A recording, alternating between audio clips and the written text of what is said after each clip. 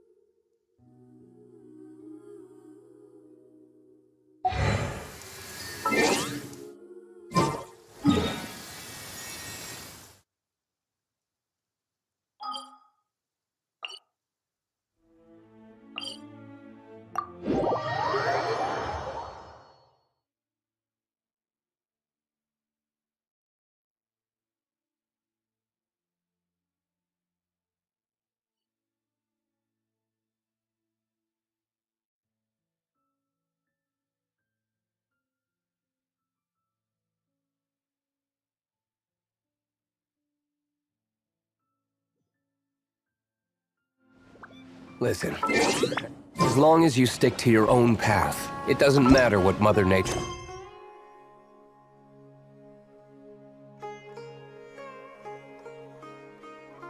throws at you.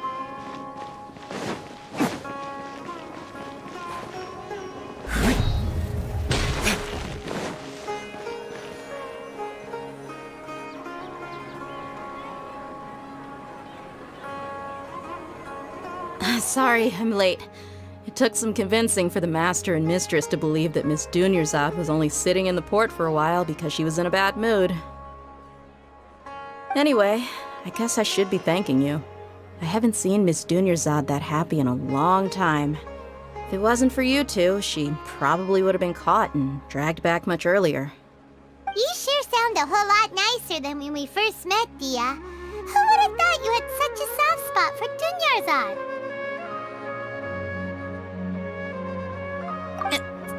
It's called being a professional. I'm a bodyguard, and I work for whoever's paying. Look, Dia's blushing. Listen, you two. I don't expect to be working for Miss Dunyarzad very long, but I hope to finish things on a positive note if possible. Let's cut the chit-chat and head into the Citadel. We'll see if the person I know has a way for you two to meet with the Lesser Lord.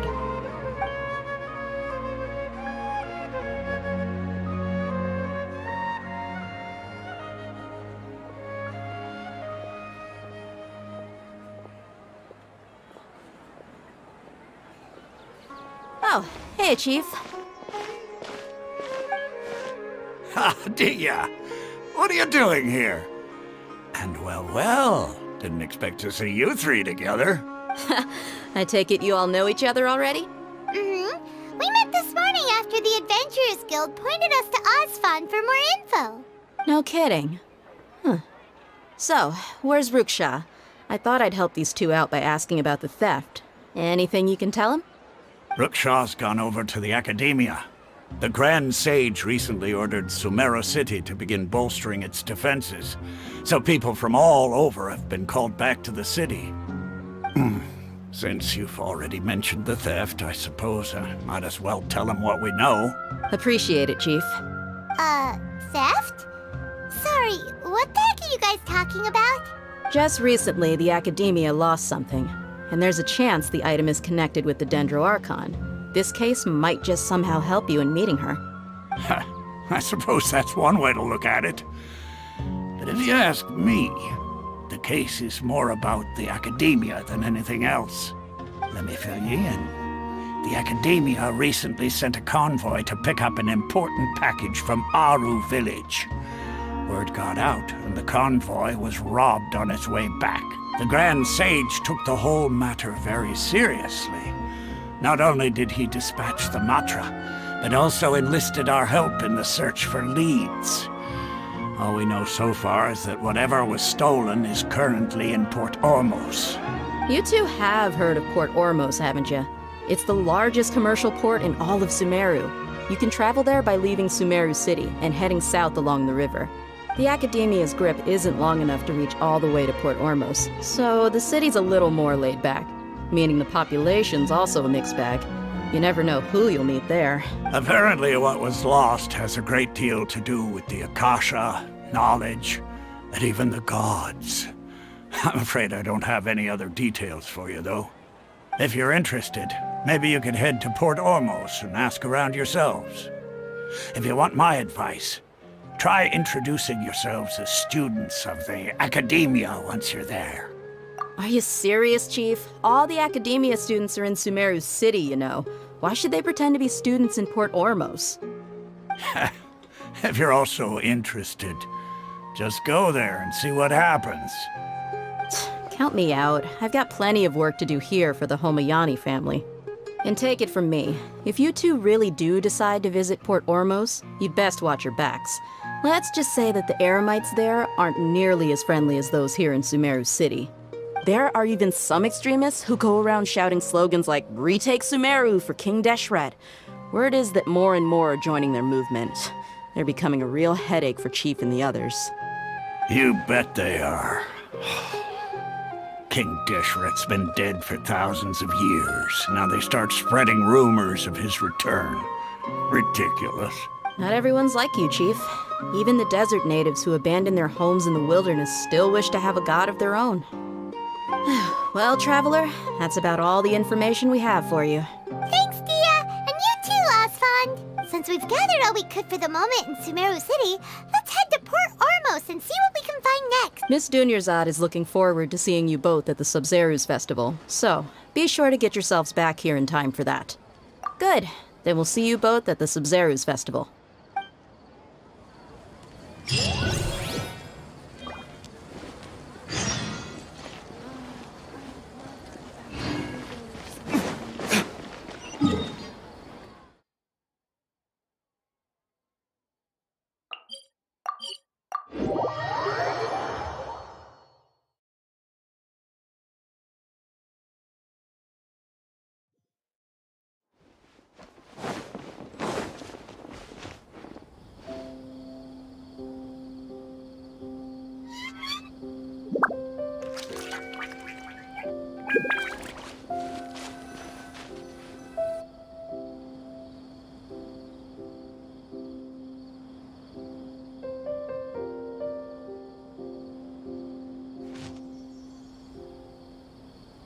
Come and have a good look yourself.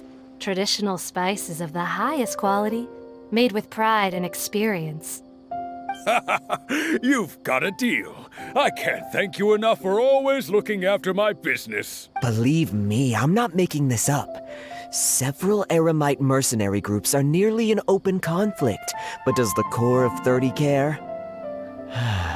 And that's not all. Did you know that... Wow! Talk about hurly-burly! This place is busy! Guess that's only to be expected for the largest port in Sumeru. Maybe it's because of what Dia told us earlier, but Paimon can't seem to shake the feeling that there's also danger lurking in these crowds. Ooh. Let's get our bearings so we can start looking for leads. We know that whatever the Academia lost is related to the gods. But other than that, we don't have much else to go on. Osfond told us to try posing as Academia students while asking around. Paimon checked the Akasha on the way here, and the Academia doesn't seem to have any research facilities in Port Ormos. Paimon doesn't get it. Won't we look even more suspicious going around saying we're Academia students and asking about the stolen item? Well, given all the people that come through here every day, if there's any information to be found, Paimon bets we could find it in the market. Let's ask around and see what we come up with.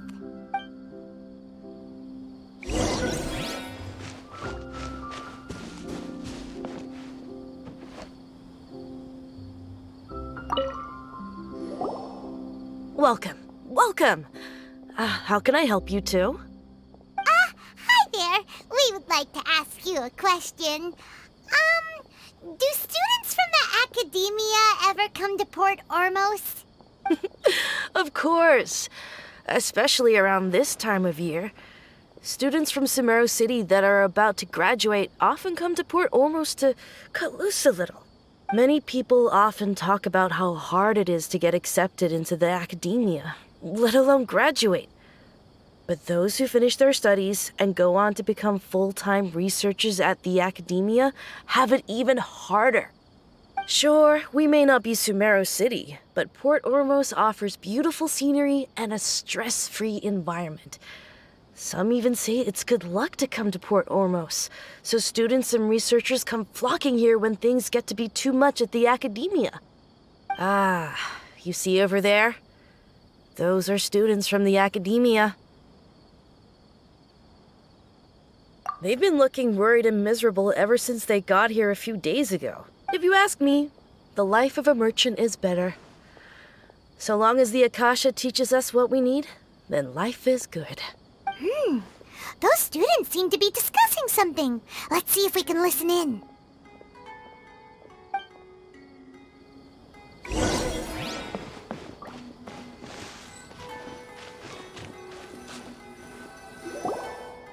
It's no good. I've tried asking around, but I haven't been able to learn anything useful. Not to mention that a bunch of scary-looking Eremite mercenaries have been posted along the streets now. There's been a lot of fighting between the different Eremite factions in Port Ormos. If we choose to move on our own, then it would be wise to steer clear of them. Especially the group that's constantly shouting some stuff about King Deshret and some resurrection. I've even heard that the Citadel of Regzar is starting to get fed up with them. What was that group called again? Ein something or other? They're called Ein El Akhmar. Today, I heard that the thing we're after might be in their possession at the moment. Wait, come again? Don't you see? Many of the Eremites in Port Ormos deal with trading this kind of thing. They're usually pretty wary of outsiders, but not so with students of the academia. It's because the kind of goods that students are looking for aren't the kind of goods that Eremites are after. As long as they know you're a student, then deals can be made. I've heard that Ein al-Hakmar likes to set up shop at the Jafar Tavern. Supposedly, if you're willing to part with 500,000 Mora, they'll give you info on anything. Wait, did you say 500,000? If information alone costs that much, then how could we ever afford to buy what we're looking for? I guess we might as well give up on trying to graduate this way. I wouldn't worry too much. Our field of research is very niche. Who else could possibly be after that kind of shady knowledge? I bet it's practically worthless to anyone aside from us. Oh, I guess that makes sense. Then the only thing left for us now is to find a way in.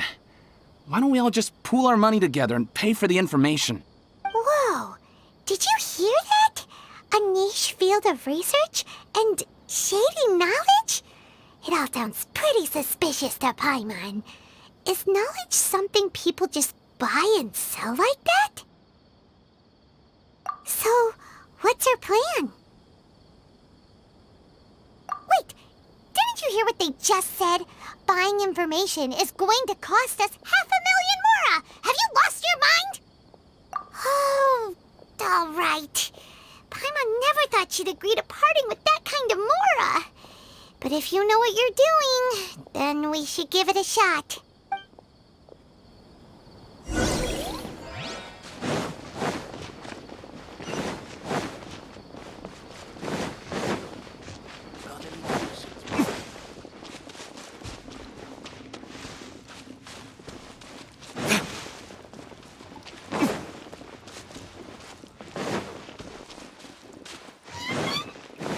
This is the place we heard those students talking about.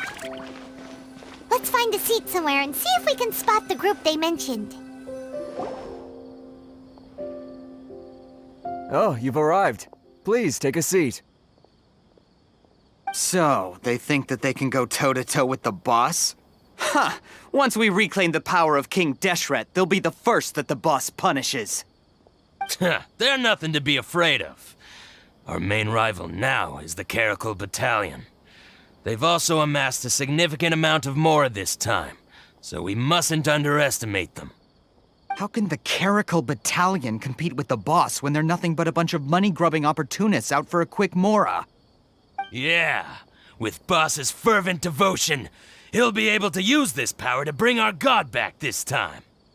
Huh. All these guys talk about is King Deshret, so they're probably the ones we're looking for. Greater Lord Ruka Devata. That traitor and her followers must not be spared. The day will come when King Deshret exacts vengeance on Sumeru, and all of them shall be punished. Yeah, Paimon was wondering what they meant too.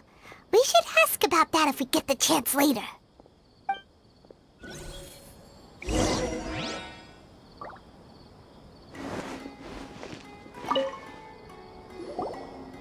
Huh? Who are you? What do you want? A student? Huh. What's a student from Sumeru City doing in Port Ormos? Ah, well, if it's info you want, you've come to the right place. The question is, can you afford it? Oh, Paimon can't stand to see so much more ago. But there's no other choice right now. Here, this is the merchant's address. Whatever you're looking for, you'll find it there. Hmm? Well, what are you waiting for? Oh, that's right! We heard you mention King Deshret just now.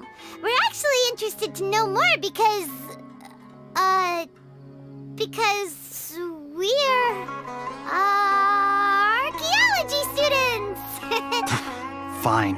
Since you've already handed over the Mora, I guess I can throw in a little extra info. As you can see, members of Ain al-Ahmar are devout believers of King Deshret. Years ago, King Deshret founded the great desert nation that was our homeland. It was an advanced civilization, far beyond anything you'll see in present-day Sumeru. King Deshret was the rightful god of wisdom, but he was betrayed by a companion he trusted. She even stripped him of his title, God of Wisdom. So, you mean the traitor was... Greater Lord Ruka Devata, yes. That shameless wretch destroyed King Deshret's civilization, and our ancestors were forced to flee to this land where we were made to suffer the tyranny of our enemies. Furthermore, she conspired with the Academia to cover up the truth of her actions, and create the merciful and benevolent facade for which she is now known. Ugh, just thinking about it sickens me. But the story doesn't end there, oh no. King Deshret isn't truly dead. The voice of the Oracle has been heard in the desert, prophesying his resurrection. Mark my words, our god shall return. And when that day comes, all followers of the traitor and all the desert dwellers who have forgotten their true god will suffer retribution together. If what I'm saying makes you shiver with fear, it might not be too late for you to become a believer of King Deshret. I don't have anything to say to you Academia people about that. I think this conversation has reached its end. Not just yet. This man is a fraud. Huh? You again? Deranged Academia lunatic. Yes, it's me again. I already warned you that if you weren't willing to sit and discuss things with me, I'd take measures to make things uncomfortable for you. Listen to me. That address he gave you is fake. Or at least, you won't find a merchant waiting for you there.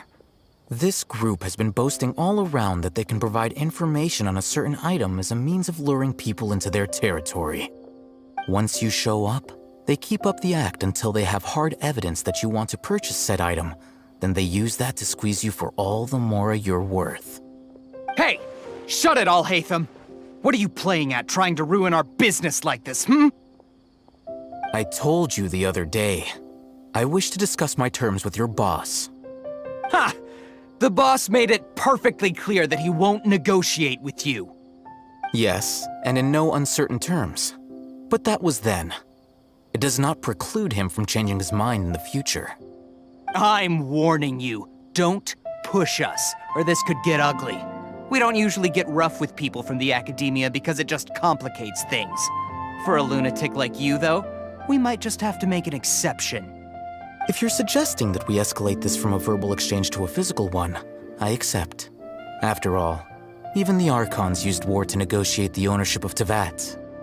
If, on the other hand, we can't agree on any means of negotiation at all, then I'm afraid my next course of action will sting a little more than the mere falling through of a few business deals. I will jeopardize the Eremites' reputation, which I know you value above all else. I am quite confident that if I began to take such action, your boss would willingly approach me himself. However, I fear that by then, some things will have happened that cannot be undone. Also, a word of advice. I suggest you tell your boss exactly what happened here today. Otherwise, he might blame you for not telling him in the future. What did you say? Consider this. Have I ever failed to follow through on my word in the past? This guy is really out of his mind. Okay then. If you really have a death wish, let's meet a week from today. The pier in front of the Pharos Lighthouse, 4 o'clock in the afternoon, sharp. Don't expect us to hold back. Not so fast. First, you return the 500,000 mora to them.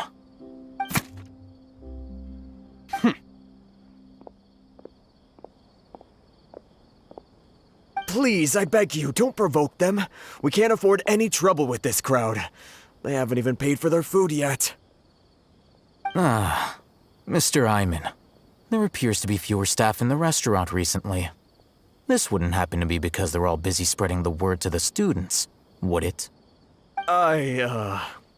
Well... Someone who chooses to do business with a group like that really can't afford to get so flustered the instant someone confronts them about it. Consider the meal compensation for our silence. I'd say you're getting an excellent deal. Whoa, did you see that? He not only got us our Mora back, but sent the Emirites running too!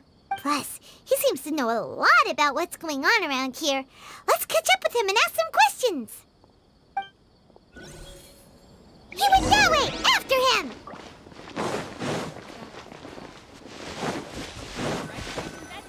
Both quantity and quality. Wait up! It's Al-Haytham, right? What do you want?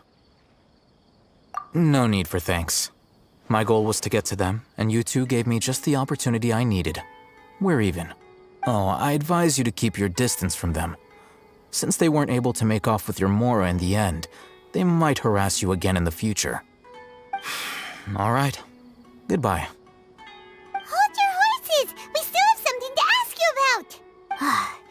Since you tore through their scam right in front of them, you must know the real story about certain something, no?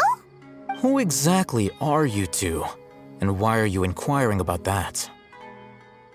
A student. Right. Look, you should know that those thugs conducting business with you had nothing to do with your lie.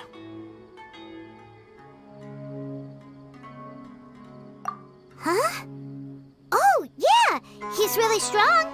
Weren't you saying something about a physical exchange? We can help with that. He doesn't even have a vision. Forget it.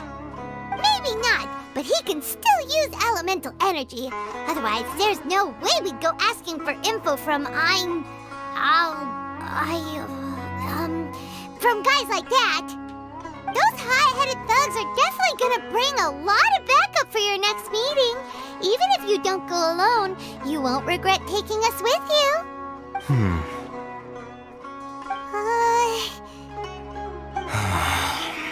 All right, I accept. Got a pen and paper? If you're searching for someone who sells that kind of merchandise, I'll give you one of their addresses, and you can try your luck. We'll reconvene at the appointed time by the pier. It doesn't matter if you show up or not. So, since you were happy to give us this merchant's information, does that mean you can tell us exactly what we're after? You were willing to part with 500,000 mora for something and you didn't even know what it was? Okay. Well, if you truly are as skilled as you claim, then you can beat the answer out of them when they become hostile. Look, if you've been making inquiries, then you have to know something by now. Tell me what you know so far, so I don't waste time repeating information.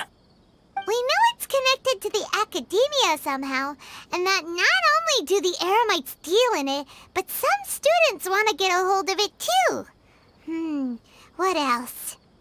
You know almost everything there is to know, but you're unable to compile this information because you've never seen the object before. This is what you've been looking for. Paimon can't tell what it is. It looks like some kind of ornament? This is a knowledge capsule. To put it simply, it's a vessel that can store a fixed quantity of canned knowledge. It's like a miniature Akasha. Anyone who links it to their personal Akasha terminal instantly becomes privy to its contents. Correct. Anyone. Unlike the Akasha, which heavily regulates who can access what information, knowledge capsules confer their contents without any requisites. That's amazing! It's essentially a convenient and harmless vestibule for knowledge. Unfortunately, it's illegal in Sumeru to privately possess or trade them. They were created as a means for scholars to transfer knowledge gained from Irminsul into the Akasha, and are intended to be destroyed immediately after use. But despite strict regulations, some of these knowledge capsules will always escape destruction. After all, there will always be those in this world who are dissatisfied with life as designed for them by the Akasha and wish to change their fate. Over the past century, a wide variety of canned knowledge has been leaked from the academia. Now, in Port Ormos, the valuable ones are a means to Mora for the Eremites. Meanwhile, those which the Eremites deem to be useless to them occasionally prove useful to the common citizens and hapless academia students. Well, I think that about sums it up.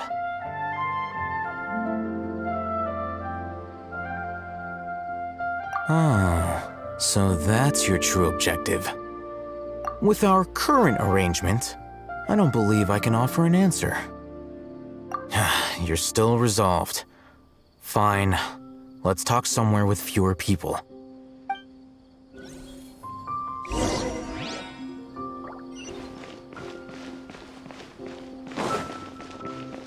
Talk to the bartender if you want a drink.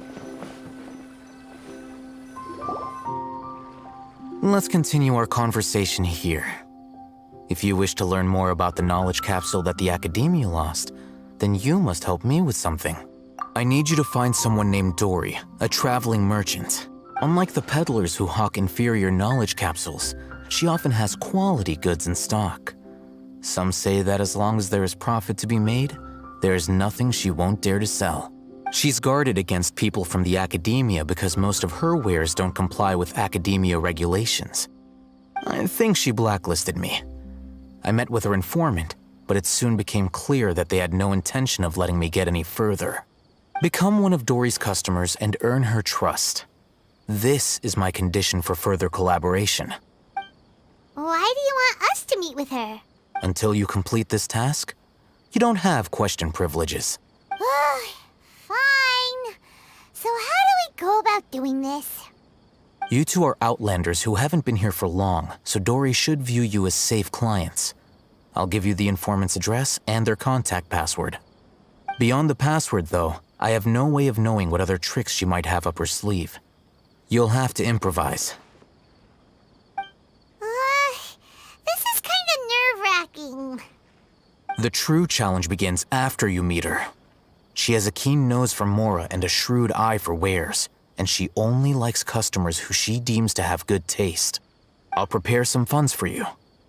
Buy her highest quality wares and earn her approval. But we only just saw a knowledge capsule for the first time. We don't know how to tell which ones are good and which ones are bad. Is that something we can learn quickly? That's true. Have you two heard of elemental sight? Oh? That's a surprise. Guess I'll have to hold you in higher regard. Anyway, that ability should resolve your issue.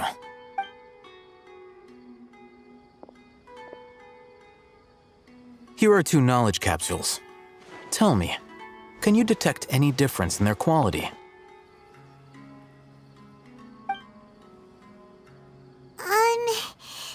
They look the same to Paimon. Try inspecting them with elemental sight. How'd it go? Did you see anything? Rumor has it that higher quality knowledge capsules generally appear brighter when viewed through elemental sight. That's because knowledge originates from Irminsul, the root of Dendro power itself. The more powerful the knowledge, the richer it is in Dendro energy. However, some canned knowledge with a high concentration of elemental energy is of little use in contemporary times, so those capsules are of little value. Using elemental sight is merely a stopgap measure, but it should suffice for earning Dory's trust. That sounds pretty impressive. Here's a sheet with the informant's location and contact password, and here is the mora for purchasing canned knowledge. Don't be cheap. You'll need to spend to catch Dory's eye. If there's any mora left over, just keep it. Oh, and be sure to exercise some caution. There have been Matra present in Port Ormos lately. Your efforts will be for naught if they catch you. Matra? They belong to the Academia's regulatory body. They also handle cases of illegal canned knowledge transactions. Like I said, the Academia has banned both their trade and possession. The Matra are razor sharp. You're in for nothing good if they lock their sights onto you. If you two want to back out, now's the time. Okay, then we have a deal. If you succeed in your dealings with Dory, come find me at the Wikela Funduk. We'll have an open discussion then. Looking at what Al-Haytham wrote, Dory's informant is a trader near Old Ormos.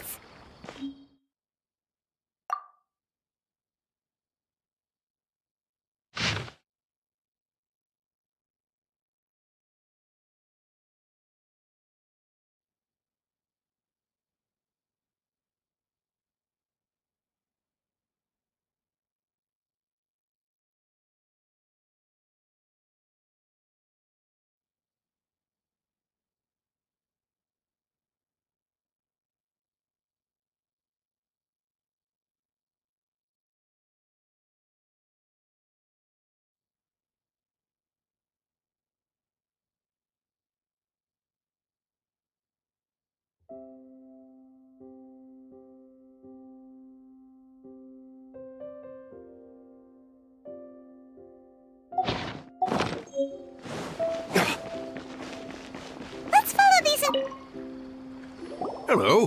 What are you two looking to buy?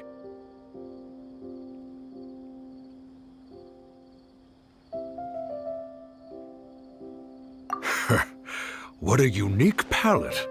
We have unripe hara fruits, but we usually keep them in the back. I'll have someone escort you. Following the paper got us past the first round. Ronak, these two want to buy unripe hara fruits. Show them to the warehouse. Got it. You two, please follow me. You two have a fascinating fashion sense. We haven't seen a customer wearing a Sumeru rose for quite some time. Hold on. Let me think. Sumeru rose means common merch. No, look again. We're obviously wearing morning flowers.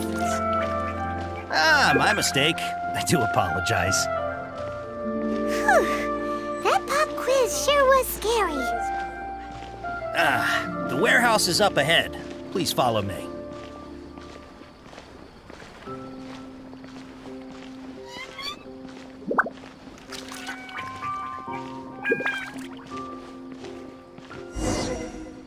Before I retrieve your products, I need to confirm a few things. Please forgive me, but we may not have sufficient stock for you today. Earlier, many of our hara fruits were taken by mice.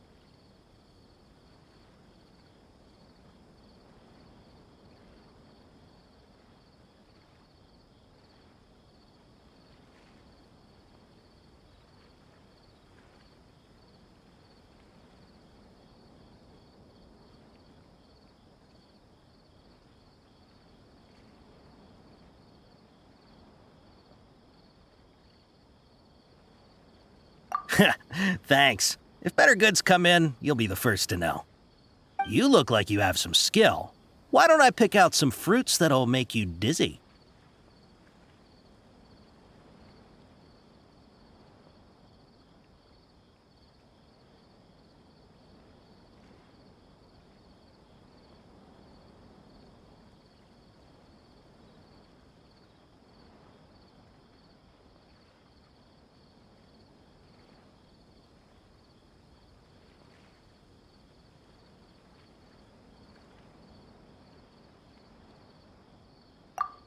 Yep, that's the right answer.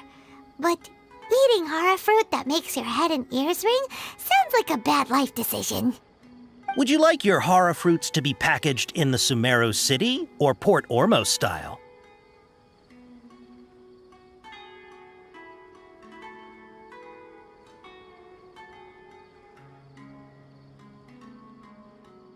Wow, you two sure are generous customers. We'll be sure to package your products beautifully. Okay, everything has been confirmed. Miss Dory is waiting for you up at... Shoot! It's the Matra! Run! What? The matcha? Where? Oh, Hatham said we're done for if they catch us. We gotta get out of here. We don't know this area, so let's follow that informant.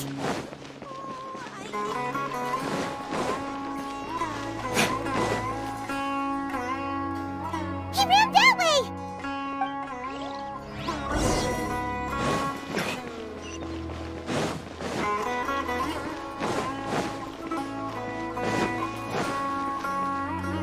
Look, he's over there!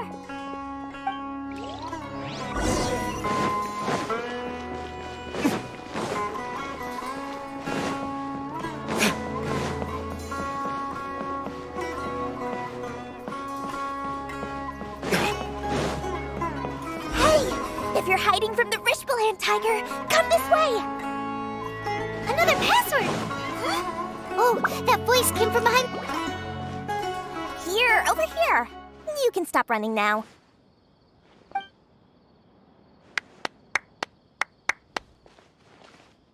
So you were the one who was calling out to us just now. But, are we definitely gonna be safe here? These two good customers wish to buy some horror fruit, Miss Dory. And if there's nothing else, I'll just excuse myself.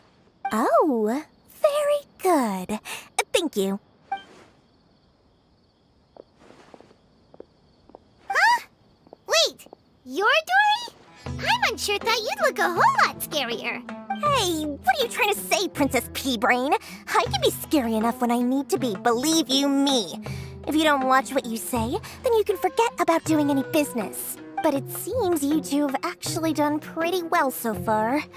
Not only did you manage to find the informant, your reactions were also pretty sharp. You don't really look like criminals or anything, but I bet my Mora that you've been involved in some shady dealings, haven't you?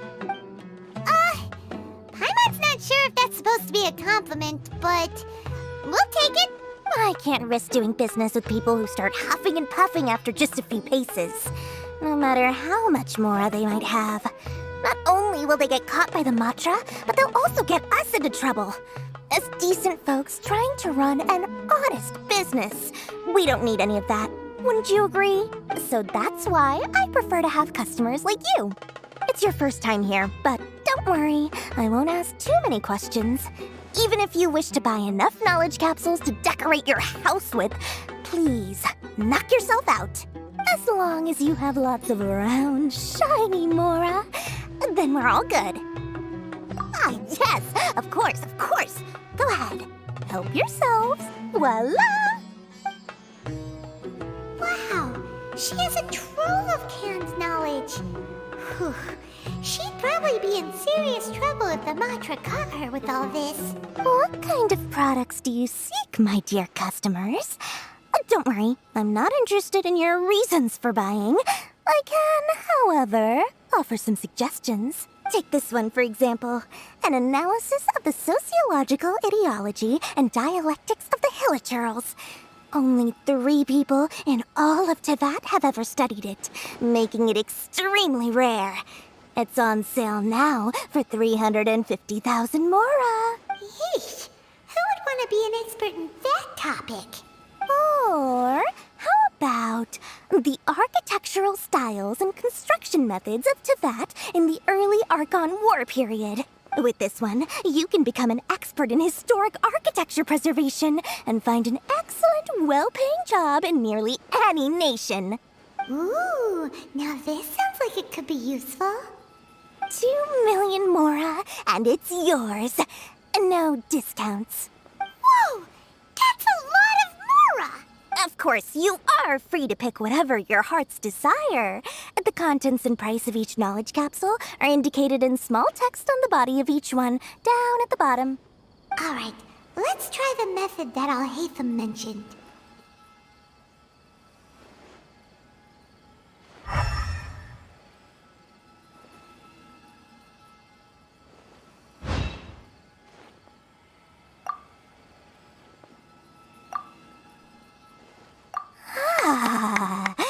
You've really got a good head on your shoulders, and quite the eye for quality.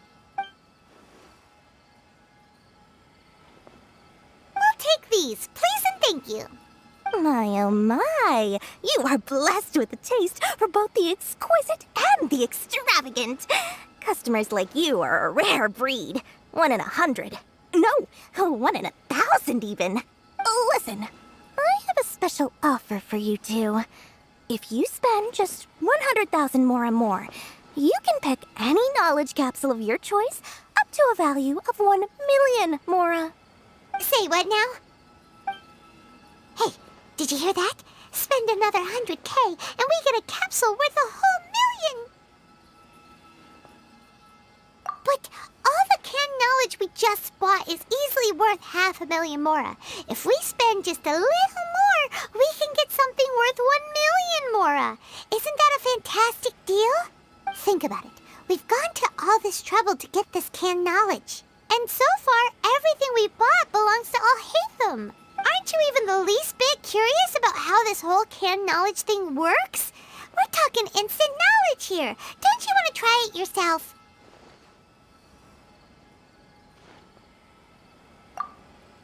Come on, come on! We still have around 100,000 of Al-Haytham's mora left, so let's put it to good use by finding something useful for you. Ahem, you've got a deal, Dory. We'd like to spend an extra 100,000 mora. Excellent! Then please, select from this fine collection of canned knowledge over here. Hold on a second. Paimon thought we could choose whatever we wanted. Why can't we choose the ones from over there? Oh, but my dear customer, the knowledge capsules over here are worth 1 million mora each. I'm sure discerning customers like yourselves will be able to find something to your liking. Please, take your time. Uh-oh, Paimon has a bad feeling about this. Let's use Elemental Sight again to check these.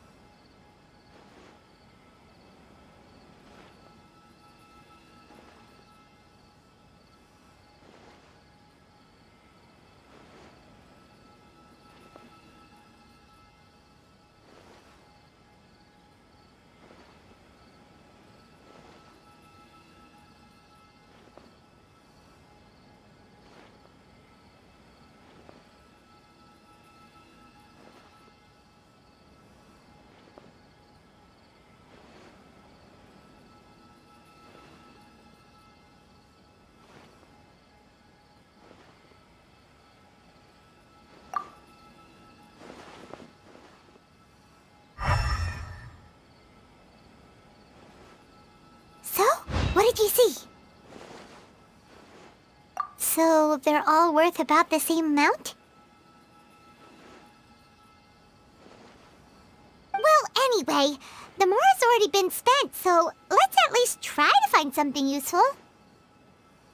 Let Paimon take a look here. An introduction to traditional Sumeru brewing techniques, the art of growing spices, an overview of ancient runes. Oh! How about this one? Sword Fighting Techniques 8! Not sure we'd ever find volumes 1 through 7, but at least this knowledge should be useful, right? Let's go with this one. Dory, we'll take this one. All right, very good. I'm expecting some new goods in the next couple days, so be sure to check back again soon. Whether it's canned knowledge or anything else you need, bring your Mora to Dory and doors will open. Our dealings with Dory went smoothly enough. Let's head to Wakala Funduk and meet up with Alhaitham. Hopefully now he'll...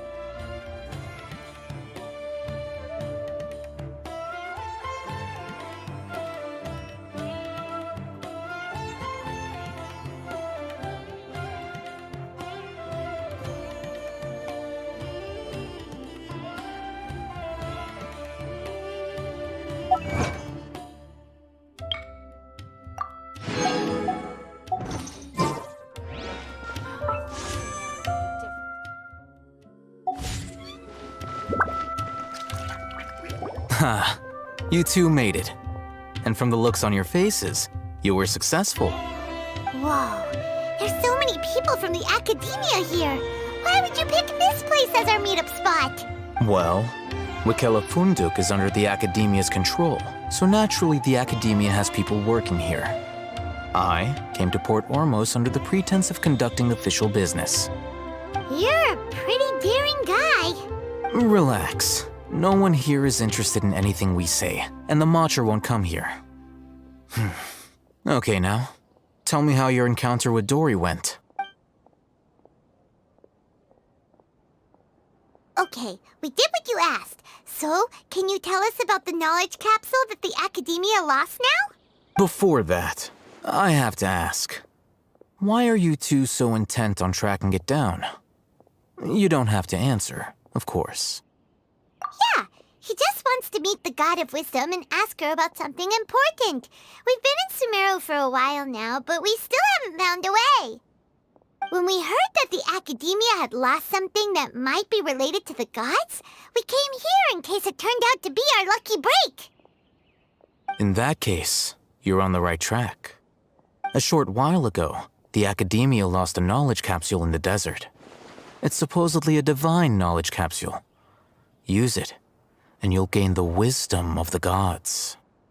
Wow, there's really such a thing as that? Hey, if we find it, do you think we could learn how to meet the Dendro Archon? Ooh, or how to find your sister?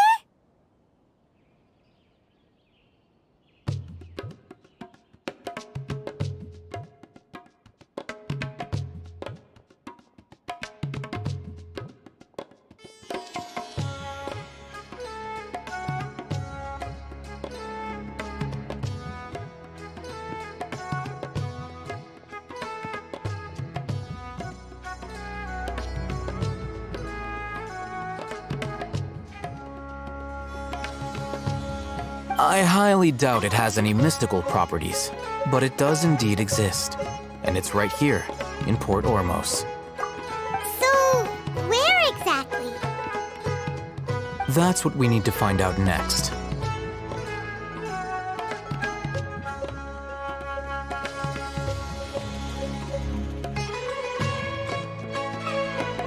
I won't deny that. I am investigating because I'm curious as to what the Divine Knowledge Capsule truly is. As you know, the Eremites in Port Ormos also have their eyes on it. It is an extremely precious item. The knowledge contained within may bring great power or wealth to whoever has it in their possession. Several brigades have been vying for ownership of it as of late, but there is still no victor. My personal finances and connections cannot compete with those of the Eremites. After attempting various methods, I finally managed to reach a tentative agreement with several brigades. I agreed to forego ownership of the Divine Knowledge Capsule in exchange for the opportunity to study it. After all, there's no harm in understanding what it is. However, there are those who are less amenable to negotiation, such as those from Ain al-Ahmar. They adamantly believe that the Divine Knowledge Capsule contains King Deshret's power, and that he will return to this world when they obtain it. They refuse to let anyone from the academia tarnish their deity's soul. So you kept hounding them because they refused to cooperate with you? Yes. Ain al-Ahmar isn't exactly wealthy, but its members are determined to get that capsule by any means necessary. To that end, they've resorted to many methods more foul than fair in order to amass sufficient funds. So, I've been sabotaging their business to force them into negotiating with me. The Divine Knowledge Capsule should be up for a secret auction within the next few days. Each brigade will place their own bid, and the prize will be covertly given to the winner. To ensure the capsule's security and to evade the Matra's notice, the winning brigade will not publicly disclose their victory.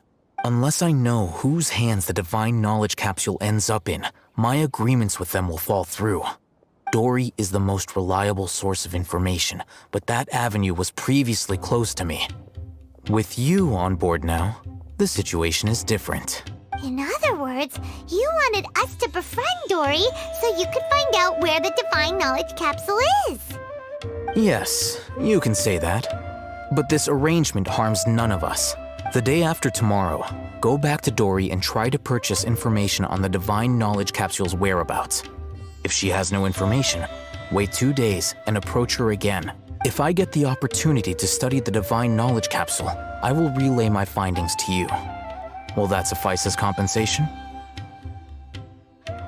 Okay, then we'll meet up in 2 days. Haytham, before you go, we actually bought a knowledge capsule for ourselves, but we're not sure how to use it. You two want to try using a knowledge capsule? Sure, I can teach you. Doing so right under the Academia's nose is a bit problematic, though. What do you say we head to the outskirts of town?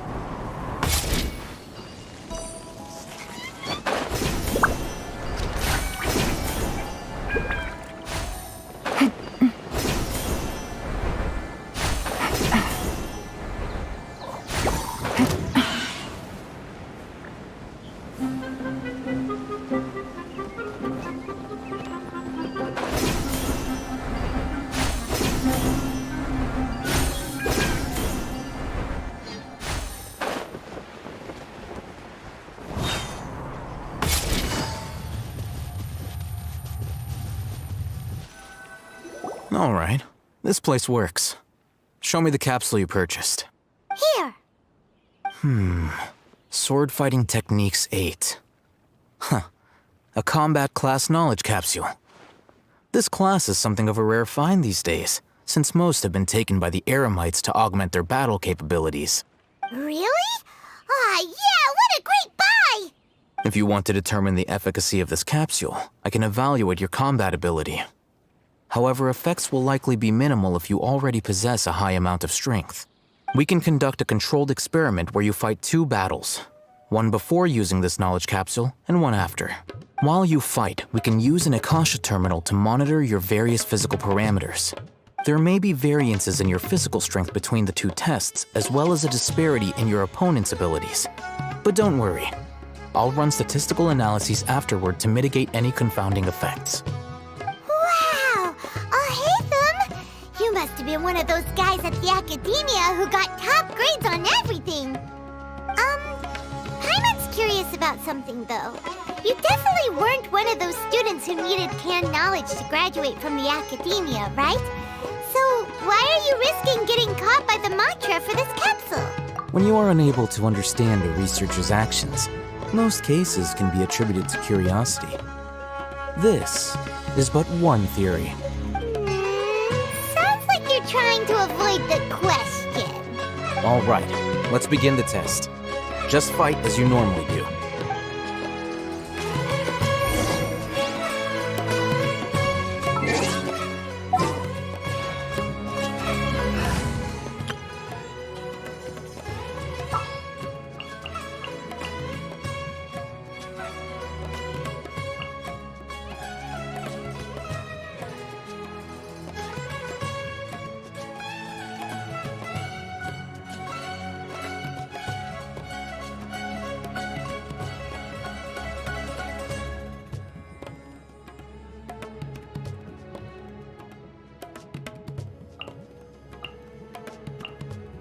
Let's go get ourselves some answers.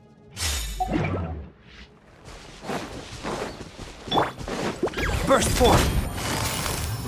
Busted!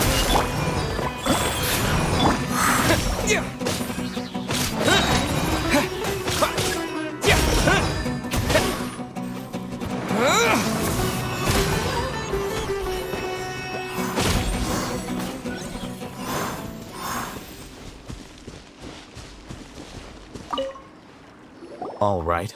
I'll link your Akasha terminal to record data. The next step is to use this knowledge capsule. Hold it in your hand.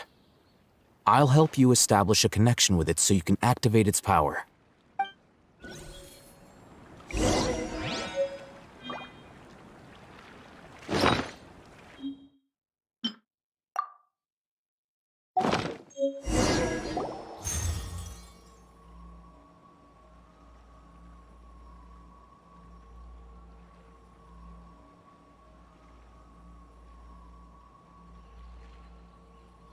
Hey, how are you feeling? You mean that it worked? All right, time for round 2. Fight with the same composure as before.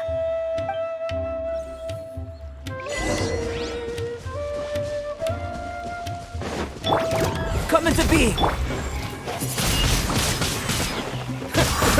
Yeah! Yeah!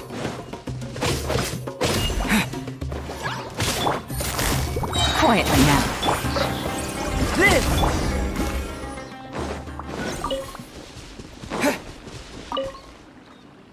Now, I'll start recording data again. Oh, Hatham, how's it going? Well, the knowledge capsule you purchased did improve his combat capability. During the second fight, his overall fighting performance increased by 0.073%. Wait, how much?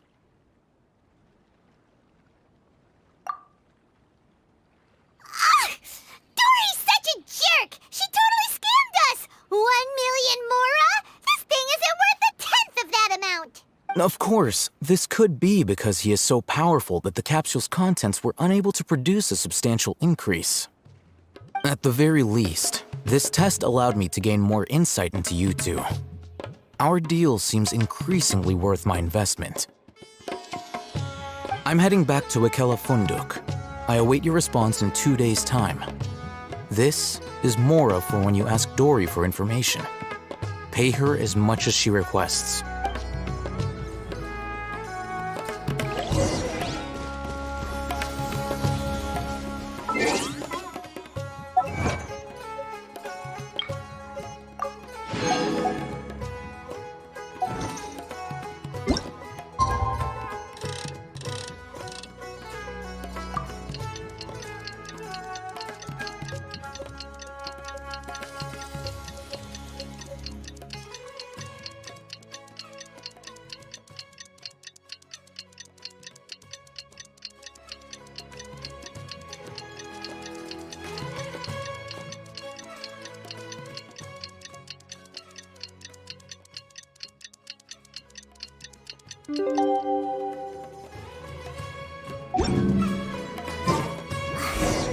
Let's see Dory today and ask her about where the divine knowledge capsule is.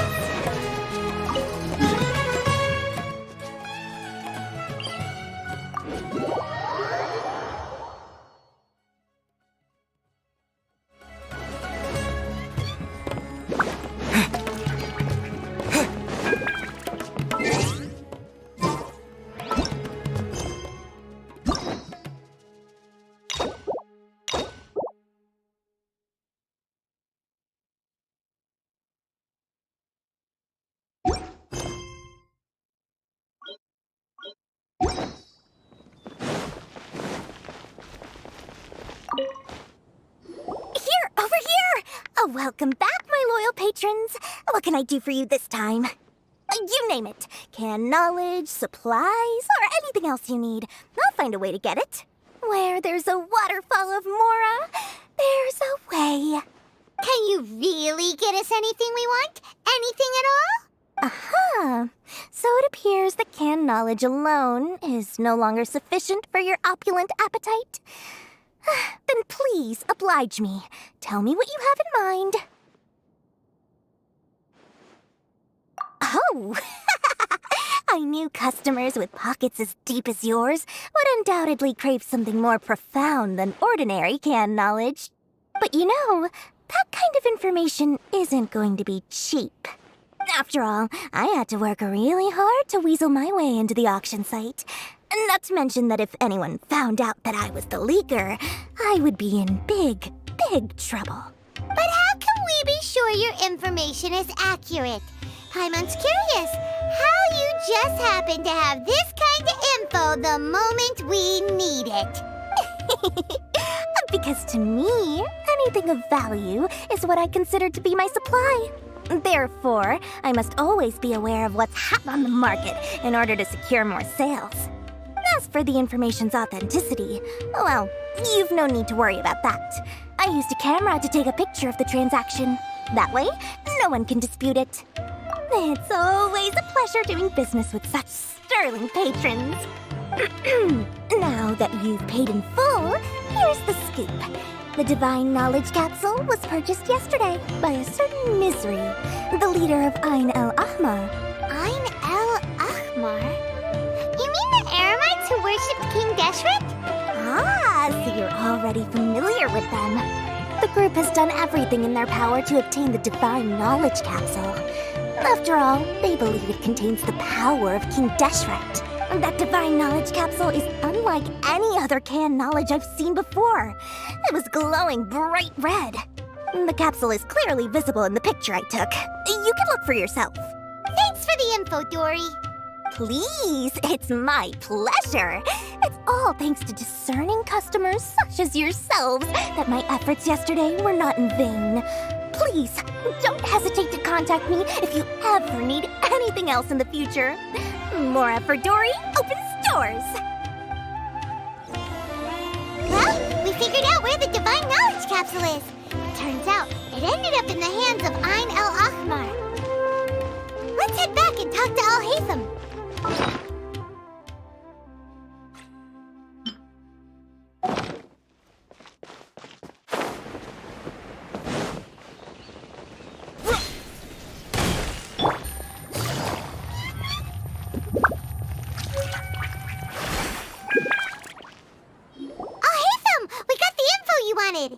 Really?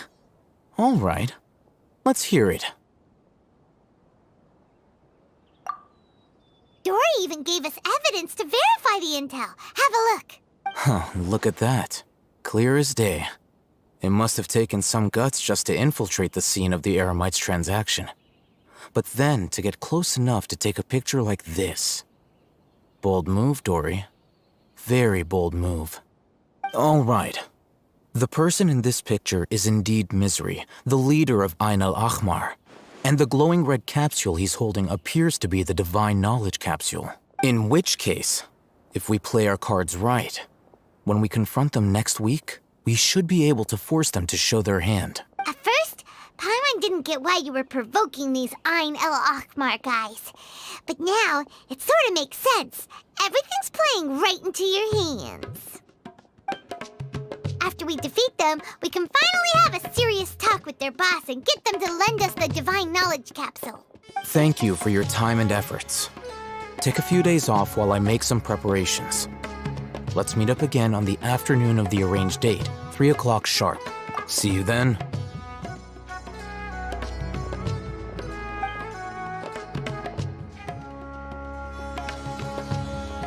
Al-Haytham sure is taking his time.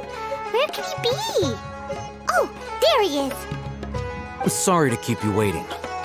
Let's head to the pier in front of Pharos Lighthouse. Yep, let's go.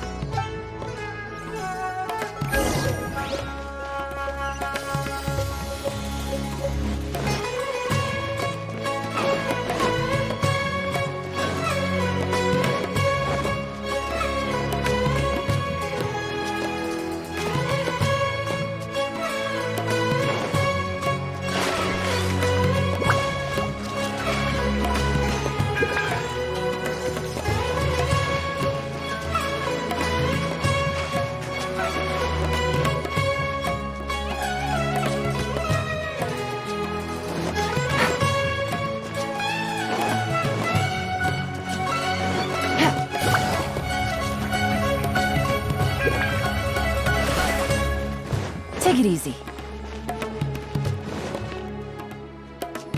Al-Haytham. I knew you were crazy, but I didn't know you were crazy enough to actually show up. It was I who demanded that these negotiations take place. I was more worried that you might go back on your promise. But to your credit, It appears that you're sticking to your word. This is turning into quite an occasion. I also brought some backup. I assume you don't mind. Backup? Aren't you the brat from the restaurant the other day? You've come to support this lunatic because he helped you out? Fine, your funeral. I'm not going to mince my words. Once we're done with you, you'll be nothing more than fish food. Get 'em, boys! Uh-oh, here they come. Good luck, you two. That's close enough. Disappear! Gotcha! Witness my great undertaking! Things are about to get dicey. Following order. Feeling lucky today. Wind blade! With the wind!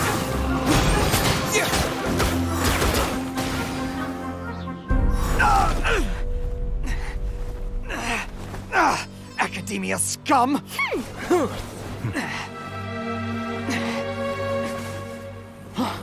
Boss! Finally!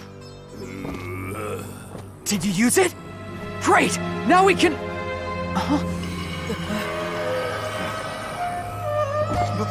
Boss? Boss!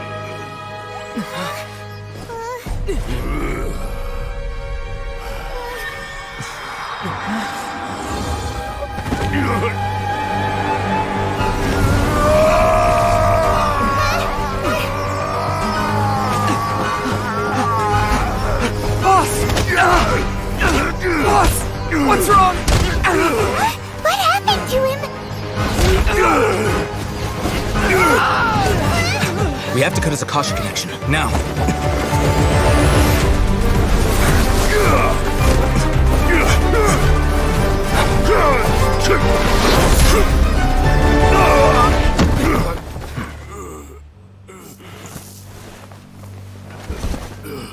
Target acquired! Arrest him!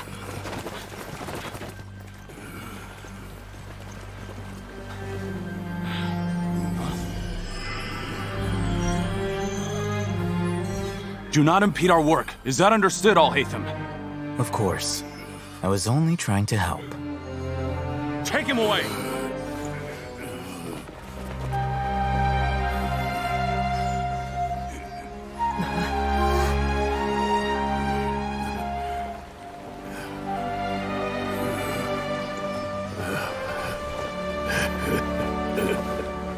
World, forget me.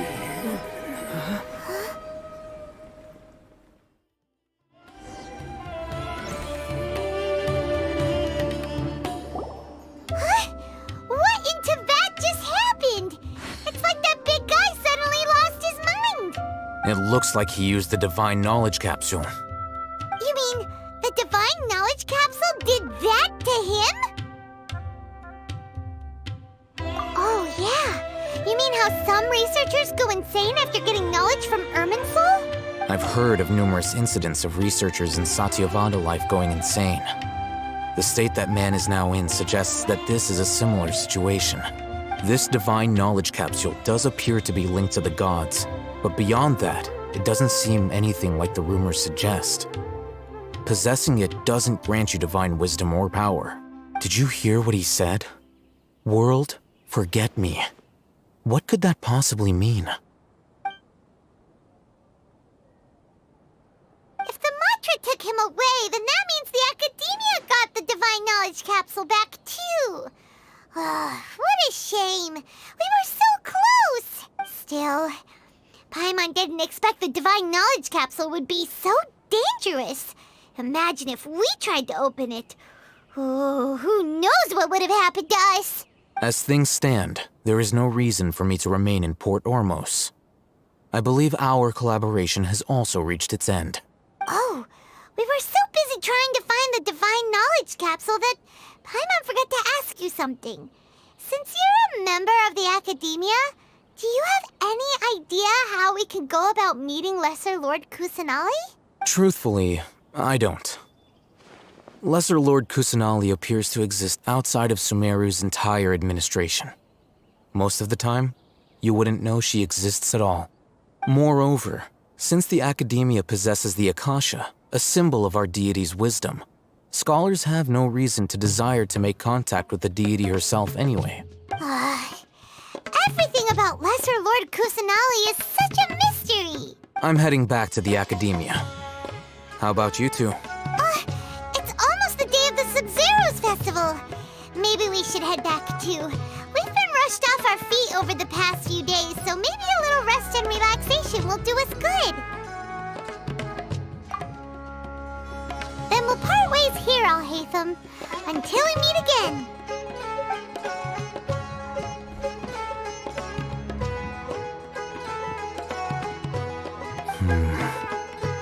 Now, do I deal with this thing first?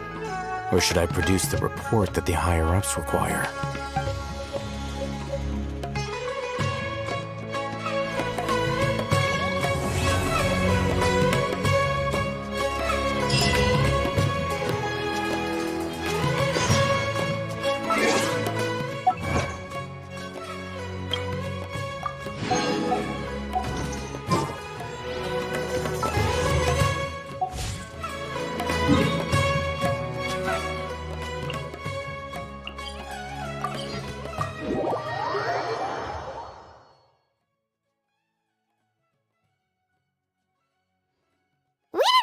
The Sub-Zero's festival, right?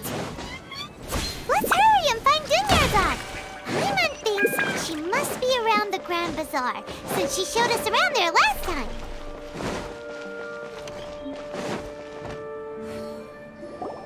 There she is! Dunyarzad, we're back! Just as promised, Traveler and Paimon. I'm so glad that you two came back to celebrate Lesser Lord Kusanali's birthday. Indeed. The festival's tomorrow. We've been preparing for so long that I can't help but feel a little nervous. There's no need to be nervous. Paimon's sure that Lesser Lord Kusanali will feel everyone's gratitude. Thanks, Paimon. I hope that everyone who comes to the festival will also have a good time. Speaking of which, did you manage to make your way to Port Ormos? Discover anything over there? Of course we went. A lot of things happened there. I see. Sounds like you two had another exciting adventure. If there is another chance, I would love to join. My lady, if you went to Port Ormos in your current state, we'd both be in for a lifetime of trouble. Dia! You were eavesdropping! It's called covert protection. Keeping an ear out for what's going on around my employer is part of the job. It's all right, Dia. I merely said I would like to go. I know better than to think my body could handle it. The festival's tomorrow. I've been doing nothing but causing trouble for you. So Dia, please take some time to relax. I'll be fine. Even when you put it that way, it still doesn't feel right. Don't worry, my guardian knight. Okay, fine, but only tonight. Tomorrow's a big day, and many no-good scumbags are gonna try to take advantage of that. Oh, you two must be exhausted from your long journey back to the city. My apologies for not realizing this sooner. I've already prepared a room for you to rest. Please follow me. Whoa, you're so thoughtful. Paimon's so ready.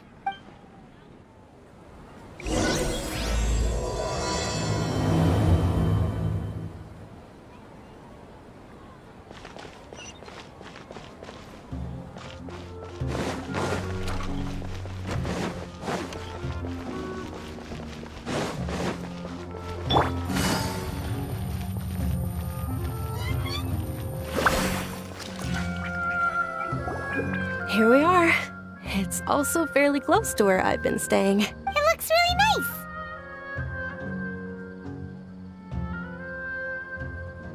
nice. Not at all. Just tell me more about your adventures when you next get the chance. That's Paimon's specialty. Paimon can tell you stories next time. Oh, if you don't mind, how about we all walk around together tomorrow? All of my friends will be working the festival, and Dia is still insisting on her covert protection. Yeah. It'll be pretty hard to relax and enjoy the festival if Dia's constantly hovering over you, right? Then let's meet at the nearby bazaar first thing tomorrow morning. Have a great night. It's a deal. Good night, Dunyarzad. I may be too excited to fall asleep tonight. See you tomorrow. Paimon started to really look forward to the Sub-Zero Festival too. Will there be lots of yummy food? Oh no. Thinking about food is just gonna keep Paimon up all night. The earlier we sleep, the better. Let's go inside, Traveler.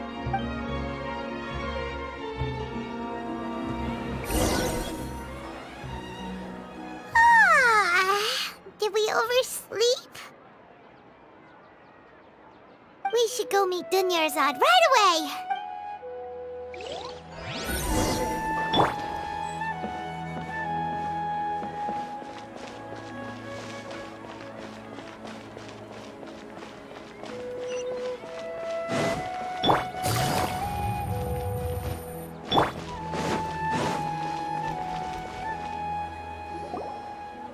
Traveler, Paimon, I've been waiting for you two. Good morning, Dunyarzad. We must have overslept a little bit. Not at all. I arrived early. Today is finally here. I must cherish every moment as if it were gold. You've worked so hard for this day. You gotta enjoy it to the fullest. You know it. It's just that, as expected, I had some trouble falling asleep last night. I'm hoping my body won't be too much of an issue today. Well, shall we? Let's start with the stalls over there. Many vendors came out of the blue to support the event, and they insisted on covering costs themselves. Let's go give them some business. They paid for everything out of pocket? Oh, sounds like they're not in this just for the Mora. They all said that contributing to a lively festival atmosphere is more important than money. Especially since we don't often get to celebrate Lesser Lord Kusanali's birthday. Ooh, they're selling food over that way! This is a stall offering foods from the Haftmewa feast. Oh, you could tell straight away. I thought most people nowadays wouldn't know. Mushrooms, flowers, and all kind of fruit? It's all vegetarian stuff. Oh, Paimon's a little disappointed. So, what's the Haftmewa feast you mentioned just now? It's another Sub-Zero's festival tradition. People used to set their tables with 7 different foods. Generally speaking, the most common selections were foods like Rukashva mushrooms, Nilopala lotuses, Sumeru roses, Sunsetias, Kapulatas, Hara fruits, and Zaytun peaches. So, the Sub-Zero festival is a vegetarian holiday? You don't have to be a vegetarian to enjoy the spread. We just use the 7 foods to symbolize the 7 virtues of the Dendro Archon. Wait, but if that's the case, if Sumeru uses vegetarian food to represent the Dendro Archon, then wouldn't the Pyro Archon's festival be full of food like roasted fowl, juicy meatballs, grilled steak? Oh, Traveler, we have to go to Natlan as soon as possible! I hope your wish comes true one day, Paimon. Thanks! Alright, how about we also check out some of these other stalls?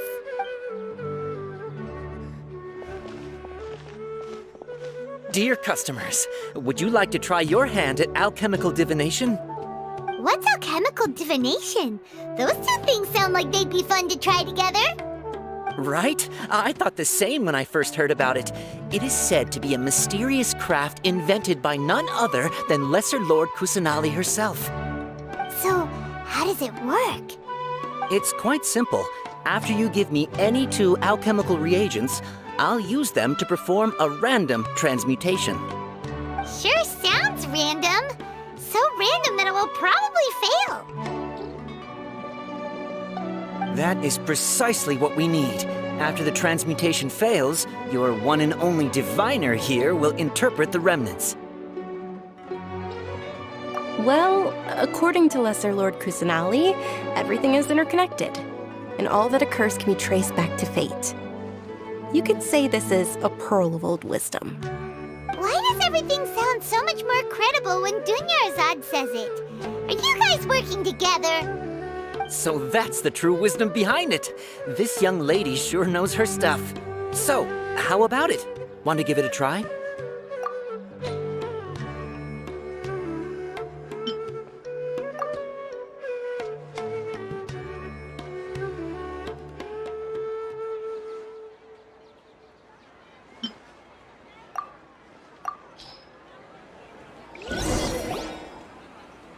Okay, one moment.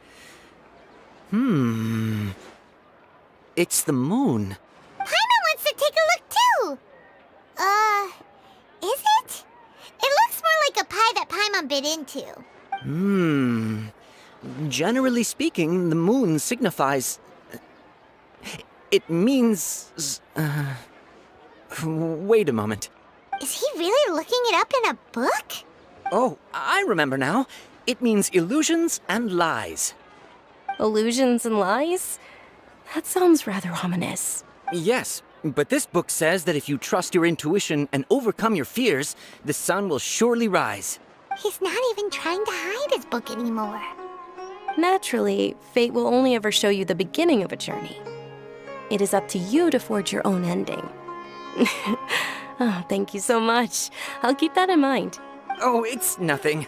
I'm just learning as I go. Guess that was still pretty interesting. Okay, on to the next stall. They say the Sub-Zeros Festival was very lively a long, long time ago. Large flower carriages used to parade through the city.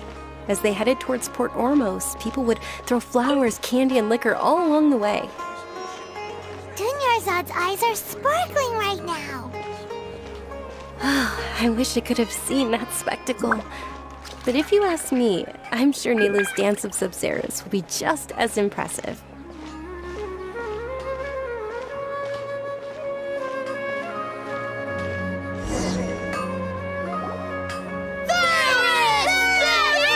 Attention! Soldiers, fall into formation if you want any Yalda candies. It's a weird guy with a weird hat. Hey, it's Dunyarzad!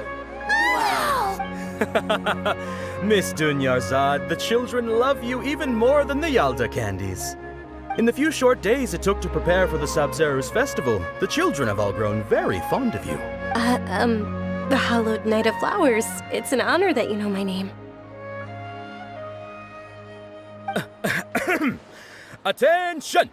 In the name of Ferris, the Knight of Flowers, I commend you on your contributions to the glorious Sub-Zeros Festival. All right, little soldiers. Take your Yalda candies and don't forget your loyalty to Lesser Lord Kusanali. Dismissed! Yes, Knight Ferris!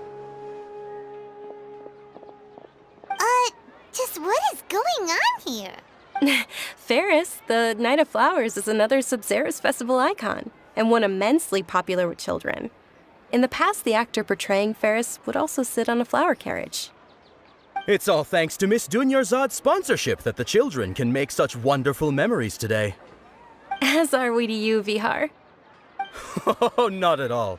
Oh, speaking of tradition, do you want some Yalda candies? They're a festival staple, and I happen to have some boxes readied here. Take a look and pick whichever one you want. Whichever one? Don't these boxes all look the same? That is the fun part. Each box contains a random flavor. It's up to the luck of the draw. Flavors include lavender melon, hara fruit, sunsetia. Ooh, those all sound pretty good. And there's also lizard tail and oni kabuto. Huh? What's up with those two flavors? Oni kabuto is a little spicier than lizard tail. Dunyarzad, you tried them before? Traveler, help Paimon pick one. Paimon wants the sunsetia flavor. It's all right. Paimon believes in you. I also believe in your intuition. Great. These boxes of candy are numbered 1 to 5 from left to right. Which one do you want?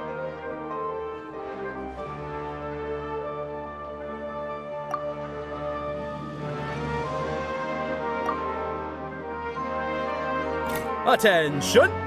That's unfortunately hara fruit. Oh, Paimon thought you survived so many epic battles because you had incredible luck. But looks like Paimon was wrong. The sunsetia flavored candy was in box number 4. How about this? The most important thing is that everyone has a good time at the festival. So please, take both boxes. Really? Thanks a lot, Knight of Candies. It's Knight of Flowers, not Knight of Candies. Paimon really wilted the carriageless Knight of Flowers. They all basically sound the same. We got our candy, so let's keep going. Oh, actually, I just remembered that I left something behind. Since you're here, can you come with me to get it? Dunyarzad, you probably forgot because you're so excited about the Sub-Zero's festival. How embarrassing.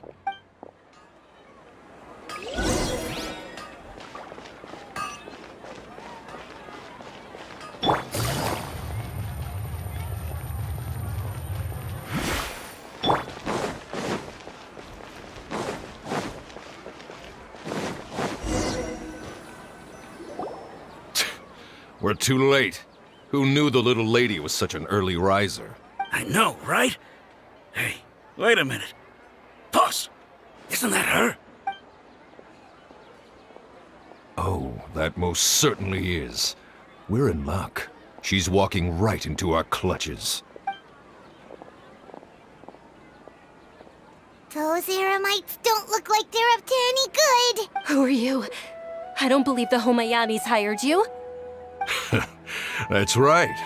We haven't received any of their mora, but I wonder how much the Homayanis would shell out to get you back. They're a gang of kidnappers! Traveler, hurry and protect Dunyarzad! Hey, did you scumbags even consider that the Homayanis might have hired a merc that outclasses you?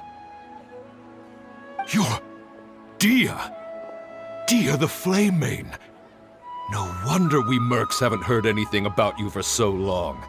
You sold your unruly mane to the highest bidder.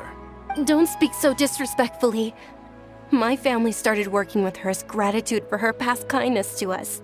Don't worry about it, my lady. Just some friendly banter between mercs. One punch and those rabid dogs will expose themselves for what they really are. Aren't your claws all dull by now? Don't get too cocky! Traveler, take Miss Dunyarzad to a safe location. No, we're gonna stay and help. There's too many of them. You're right. All right, fine. Please be careful, Dia. Don't waste your time worrying about me. This is my job. Look out for yourself. After I've wiped the floor with them, I'll go find you all.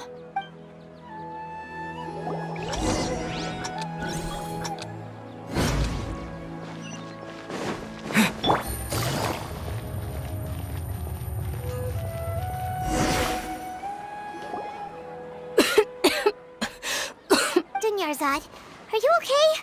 You look a little pale. Are you in shock? I'm fine. My body always reacts like this whenever I exert myself too much. You sure you're okay? I'll be fine after some rest. I'm more worried about Dia. After all, none of this would have happened if I hadn't insisted on coming out today. Yeah, don't worry.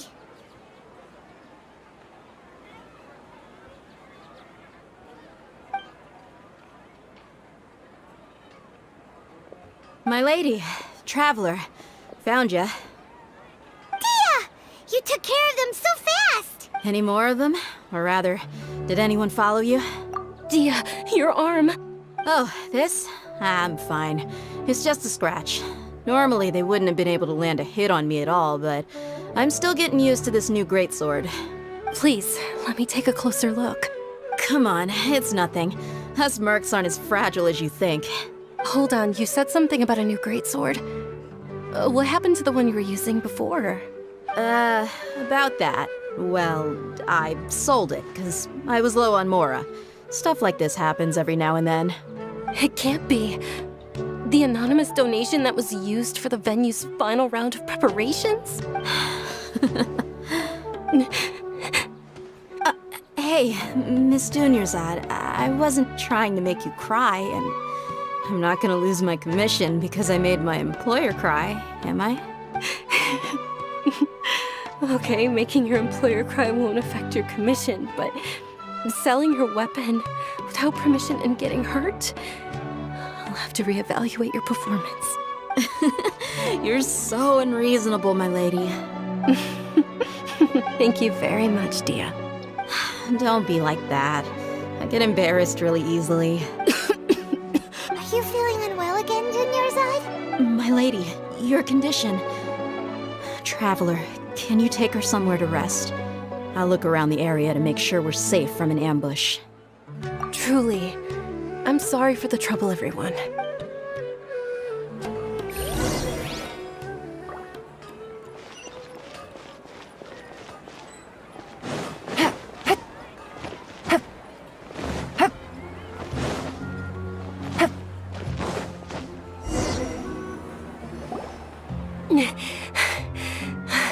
Are you feeling better, Dunyarzad? Yes, much better. Just give me a few moments and I'll be good to go. I didn't realize you were concerned about it. I guess I shouldn't continue to keep it a secret. I was actually born with Elazar. It's terminal now. Can't believe it's Elazar! Oh, you've already heard of Elazar. In that case, you probably know about its severity. Sumeru's current medical advancements still haven't been able to find a cure. The disease's progression can only be delayed through environmental therapy. Dunyarzad. There's no need to be sad.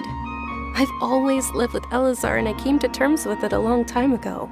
Compared to the simple fact that I'm afflicted with this, its effects on my life have been much more painful. I know that my family loves me dearly.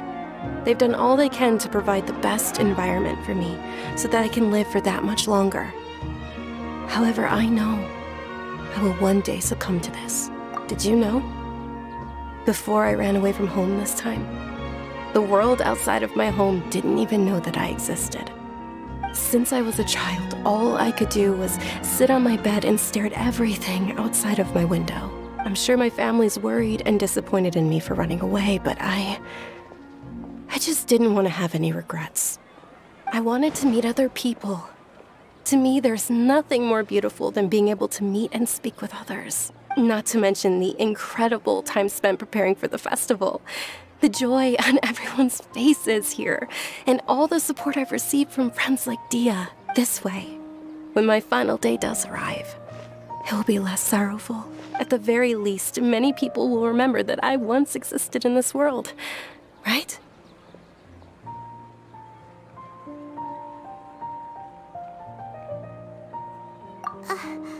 As long as you don't forget Paimon, Paimon also won't forget about you. No, even if you forget Paimon, Paimon will still remember you. Thank you two so much. I apologize for the depressing conversation. This is out of character for me. To be honest, Lesser Lord Kusanali gave me the courage to do all of this. If it weren't for her encouragement, I wouldn't have taken that first step. Thanks. There will always be frustrations in life, but I know that the point of living is not to leave behind any regrets. Oh, right. Isn't it almost time? Huh? Almost time for what? Isn't the Dance of Sub-Zeros about to begin? It's the part of the festival that I've been looking forward to the most. Nilu will recreate that legendary scene with her most splendid dancing. And the Sub-Zeros festival will conclude amid everyone's applause and blessings. And with that, my wish will also... Then what are we waiting for? Let's go to the stage! Yeah, we should still make it in time.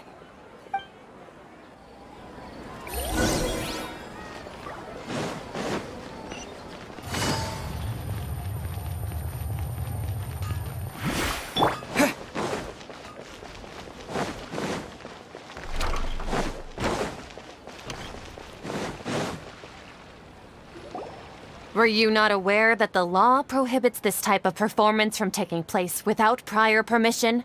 Over there! Someone's yelling at Nilu! I think I just saw the Academia's Grand Sage. Why is he here in person? But the Dance of Sub-Zeros is one of the key parts of the Sub-Zeros Festival. If we can't perform it... The Sub-Zeros Festival. The law also prohibits the private hosting of large-scale religious festivals. Only the Academia can host such an event. If you continue to resist, we will have to order an investigation into every single event organizer. The Grand Sage has already granted you much leniency. I advise that you exercise tact. How did things turn out like this? The Academia was originally responsible for the Sub-Zero's festival, but they failed this responsibility for many years. I need to speak with them.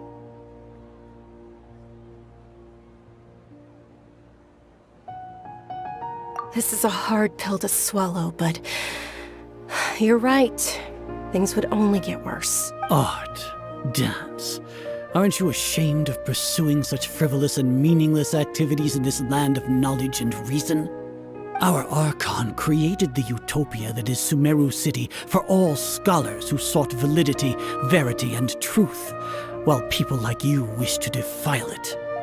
No. I believe that our Archon never rejected the arts. Even the goddess of flowers dedicated a dance to her. With your lack of intellectual credentials, I do not believe you are qualified to debate with me.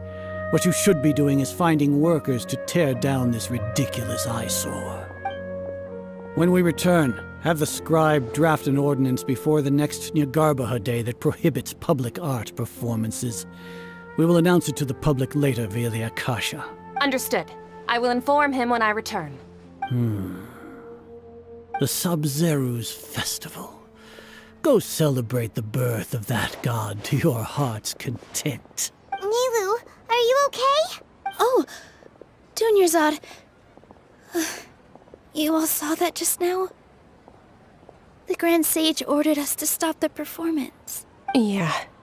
Let's go somewhere the Academia can't find us and perform there.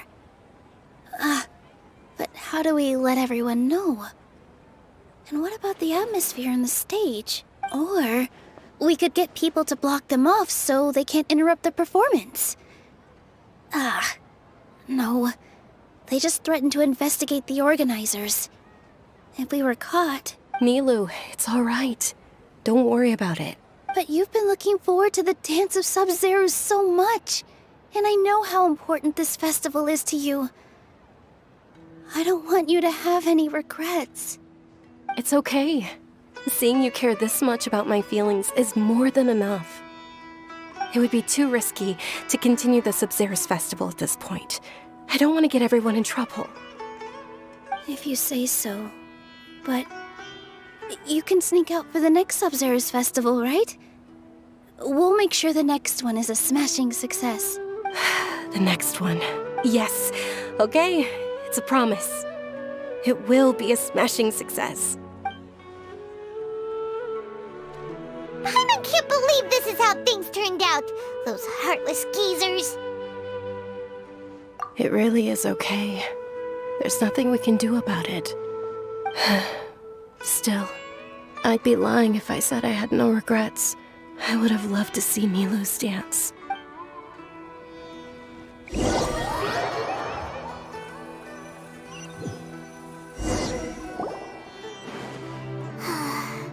A lot happened today.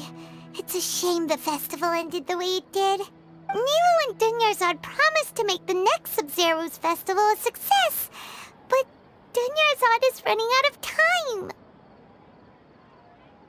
Yeah. All connections have been secured to construct the most stable framework possible. The project has entered its most critical phase. Power has begun to flow from...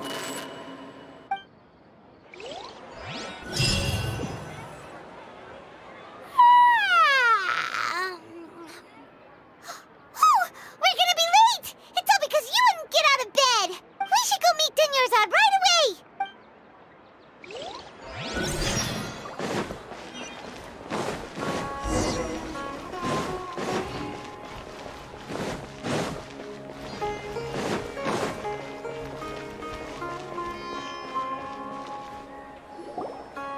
Good morning, Dunyarzad. Sorry we're late. Not at all. I arrived early.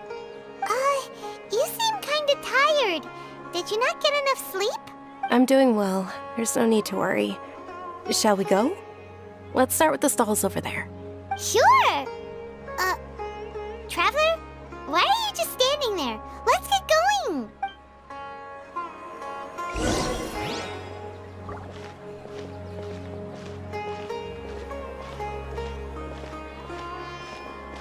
Ooh, they're selling food over that way! Let's go take a look!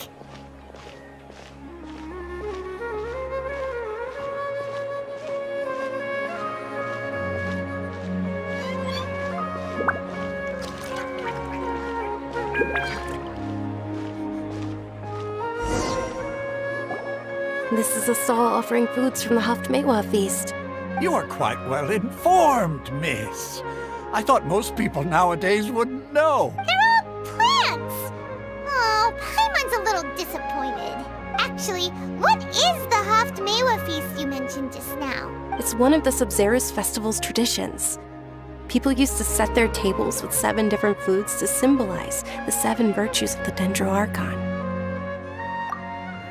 Appear to be in the form of the moon. Really? Paimon thought it looked like some kind of food.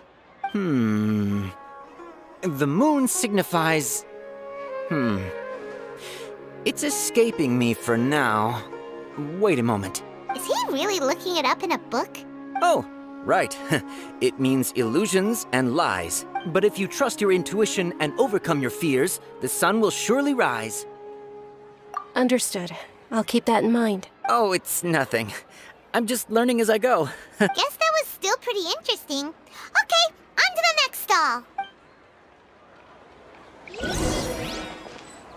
So, where to next?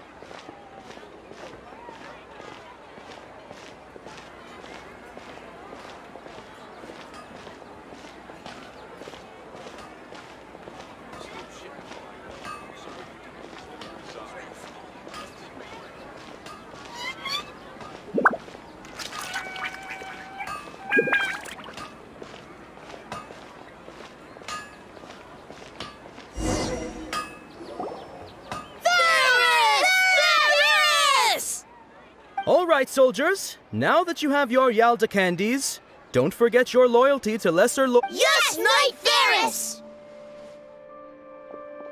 What's going on? Is this a play? Ferris, the Knight of Flowers, is another Sabzerus festival icon and one immensely popular with children. It's all thanks to Miss Dunyarzad's sponsorship that the children can meet the Knight of Flowers. Oh, do you want some Yalda candies? I happen to have some boxes readied here. Take a look and pick whichever one you want. What's to pick?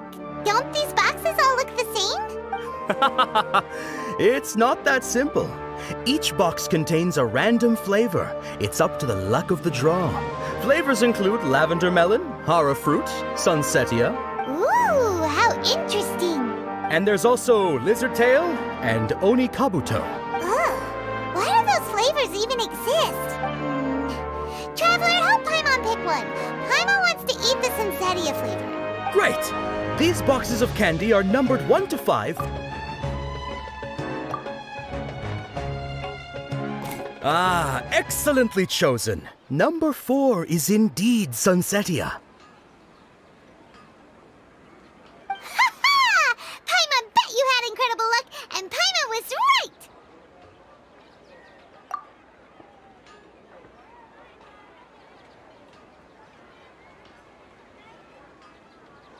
Huh?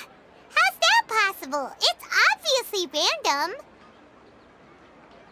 Maybe we didn't sleep very well last night. Or maybe we slept too much.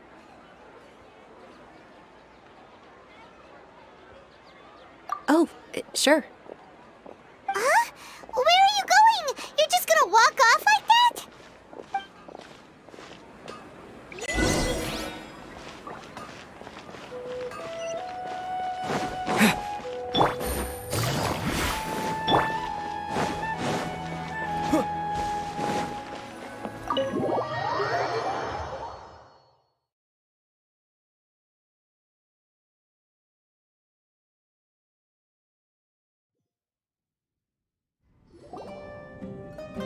A feeling of deja vu?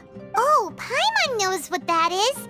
It's when you feel like you've already experienced whatever is going on. In that case, Paimon also felt something like that today. But that's just our brains playing tricks on us, isn't it? So why'd you run here in such a hurry?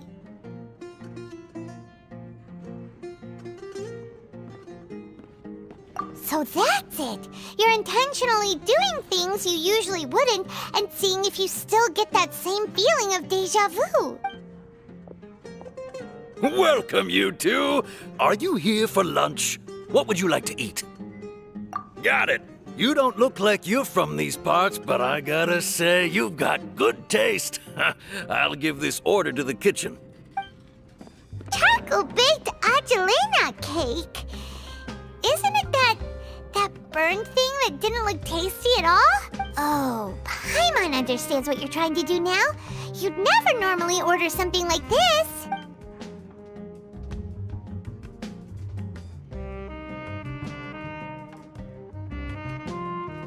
That thing?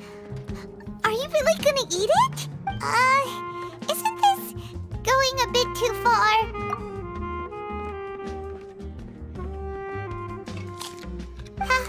How was it? The look on your face is telling Paimon that it tasted awful. Then, you mean... That's impossible! We were just talking about how gross it looked! So, would this be a case of taste bud deja vu?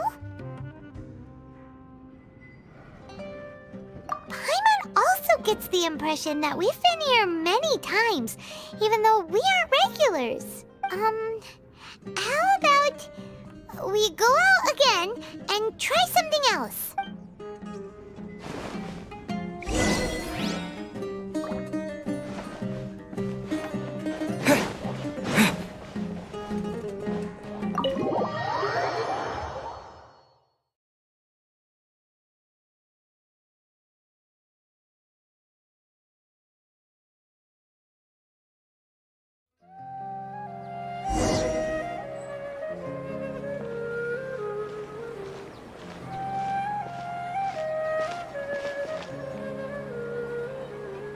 Hey, Dinyarzad is sitting by herself on that bench over there.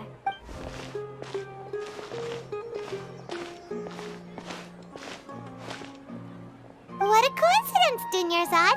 We meet again. Why are you sitting here all by yourself? Oh, I ran into some kidnappers just now, but thankfully Dia came to my rescue. I started to feel unwell after that, so I sat down here. Kidnappers? Oh my goodness, are you hurt? I'm okay. Dia's arm got scratched, but it isn't serious. Whew, that's a big relief. But, Dunyarzad, you seem a little down today. It's the Sub-Zero's festival, and you've been looking forward to it so much! Not at all. I've always been like this. Excessive physical exertion or strong emotions tend to aggravate my illness. Besides, no matter how amazing today may be, it is but a single day. After however many more days, my time will come to an end. Paimon doesn't quite follow you, and Paimon feels like something's really got you down right now.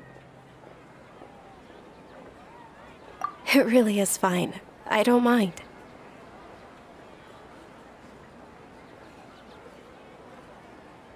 Huh? Did something happen? Dunyarzad, have you ever felt deja vu?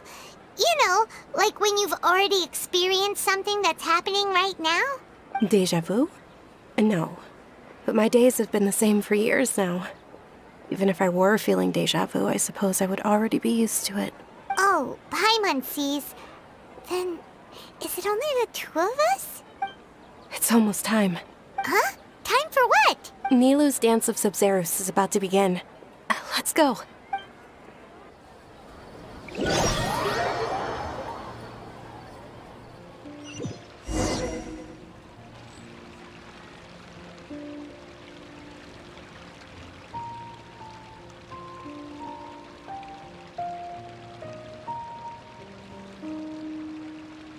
With your lack of intellectual credentials, I do not believe you are qualified to debate with me.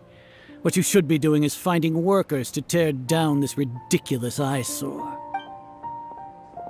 When we return, have the scribe draft an ordinance before the next Nyagarbha Day that prohibits public art performances. We will publicly announce it later through the Akasha.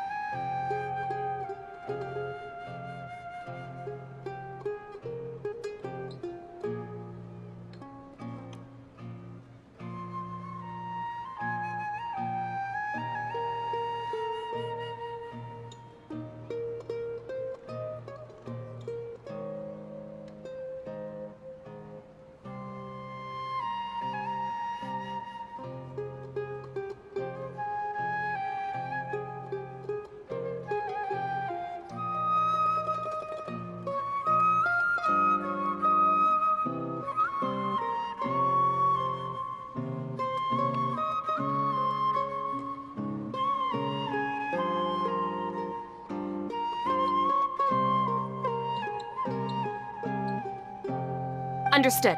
I will inform him when I return. The Sub-Zero's festival. Go celebrate the birth of that god to your heart's content.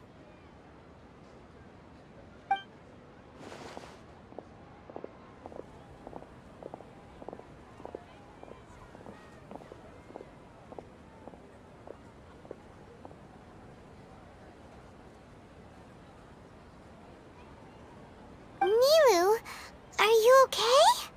Oh, Dunyarzad. The Grand Sage ordered us to stop the performance. It's okay. There's nothing we can do about it. But you've been really looking forward to this. I don't want you to have any regrets. It truly is unfortunate, but I don't want to cause trouble for anyone. Didn't the Grand Sage say that he might investigate the organizers? True, but... Well, okay. I'll just have to try again next year. The next festival. I probably won't be around by then. Wait, what did you just say? No, nothing. I'll be heading back to rest. Thank you for your help, everyone. Paimon can't believe what those heartless geezers did!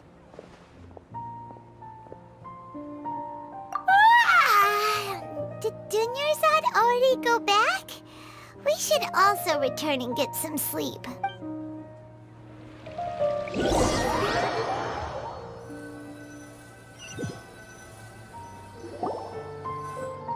So, in the end, you still couldn't figure out what that deja vu feeling was all about? Maybe it really was because of exhaustion. Same here. That's why Paimon stopped thinking about it halfway through the day. Then, how about we settle in and get a good night's sleep? For now, we can chalk things up to exhaustion. We can do more thinking tomorrow.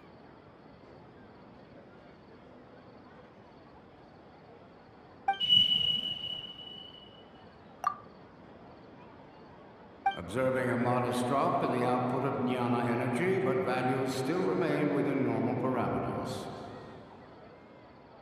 Continue to monitor for variances in the data and find the cause as soon as possible.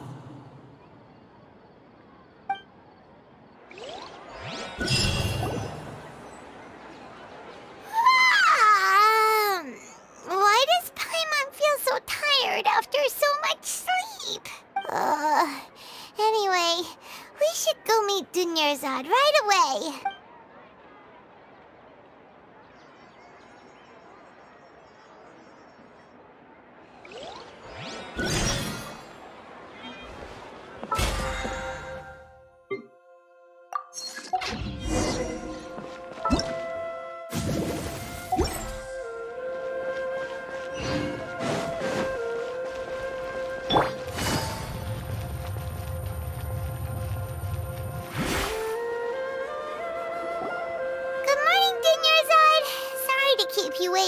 Not at all.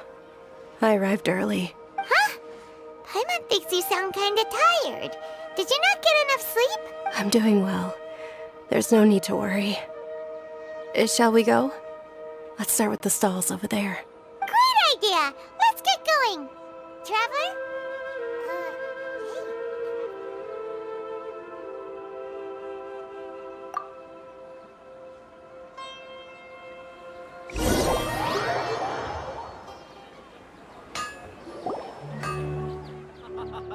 It's all thanks to Miss Dunyarzad's sponsorship that the children can enjoy the Sub-Zero's festival. Oh, are you interested in Yalda candies? Not much of a choice. It's not that simple. Each box contains a random flavor. It's up to the luck of the draw. Flavors include lavender melon, hara fruit, sunsetia.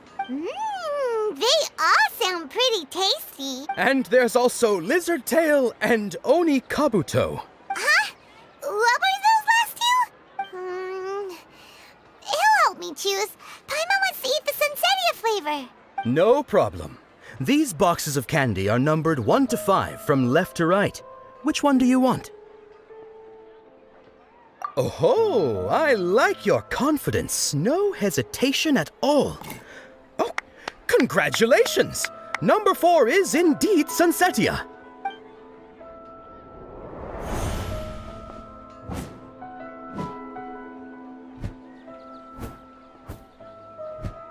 Ha! Paimon knew he always had incredible luck.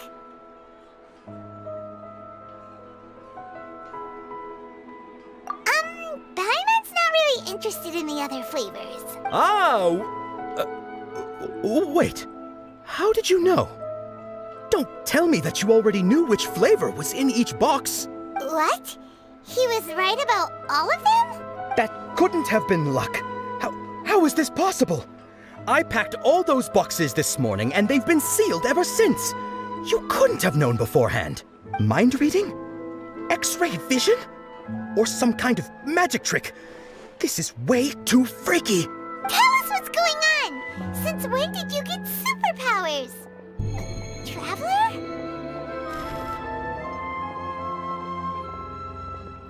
Hey, where are you going?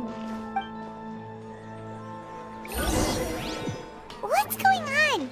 Did you see something? Us leaving Dunyarzad without letting her know is kinda rude, you know.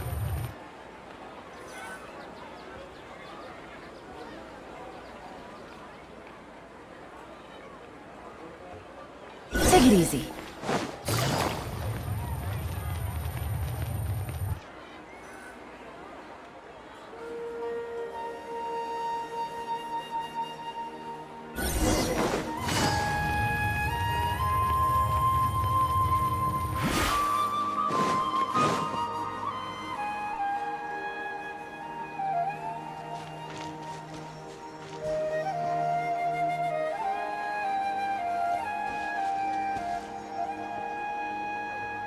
What are you looking for? Why did we come here?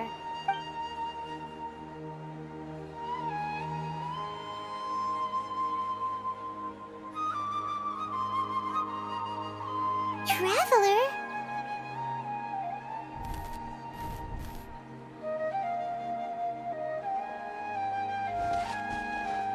That's...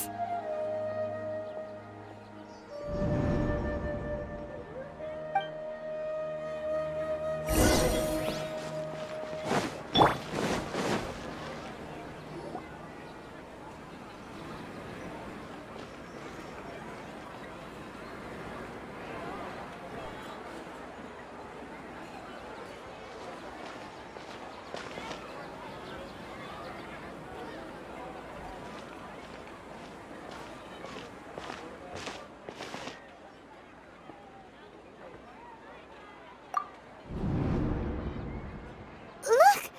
That's... Isn't that Dunyarzad?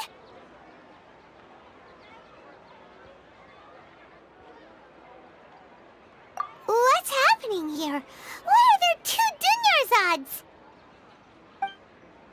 You already know that this isn't your first Sub-Zero's festival, don't you? I'm sure you already know how to use this. A knowledge capsule? Where did you get it? What's inside? You should use it too, Paimon. You know Paimon? Well, this seems kinda sketchy, but Paimon feels like this is what we should do.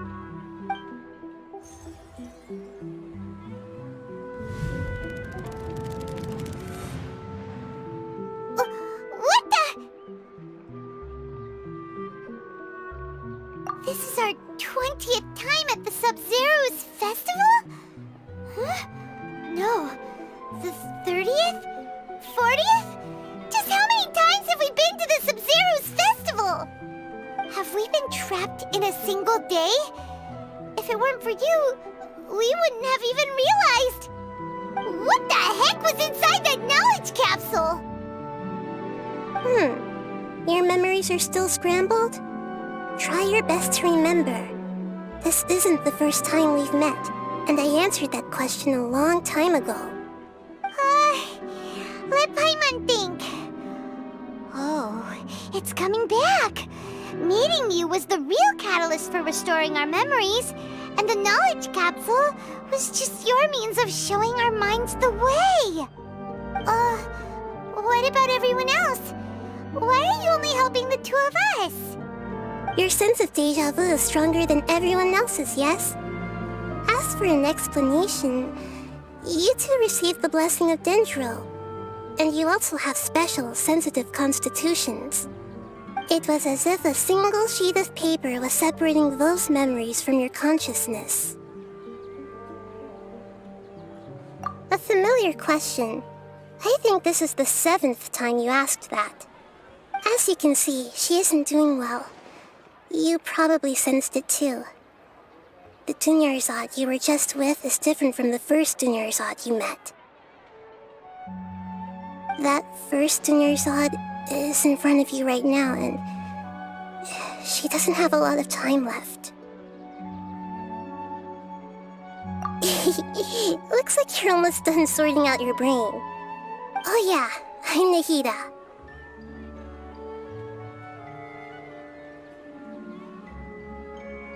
Good, you passed the test. What's happening? You can awaken our memories, and you seem like you know what's going on. Oh, wait, please don't tell Paimon even you don't know. Everything in this world runs in a loop. This cycle is called a samsara. You, me, and everyone else are all stuck inside a one-day samsara. As for the truth, that's on you to find out. If you were told the truth instead of discovering it yourselves, it would literally blow your minds. I don't know how you'd be after that. I can only give you surface-level help, like bits of information and subtle hints. For the rest of the time, I'll be doing all I can to slow down Dunyarzad's illness. She looks like she isn't doing well at all. Her illness gets worse after each Sub-Zero's festival. If we can break out of the samsara, I might be able to save her. But as things are right now, she's just a small bird in the sky that's about to lose its last feathers. All I can do is raise a gale to delay her fall. You sure love to use weird analogies. Analogies are wonderful tools. They let you use existing knowledge to understand unfamiliar things. Okay, so, with what you know so far, what do you think the truth is?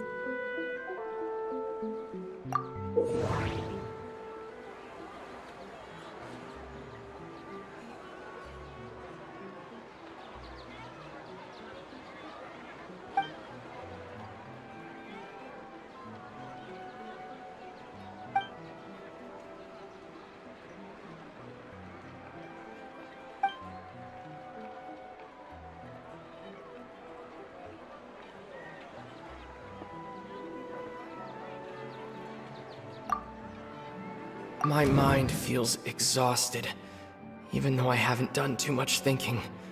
What is going on? What's happening right now seems to have happened before. This feeling has been getting stronger and stronger. The moon, illusions, and lies. What do they all mean?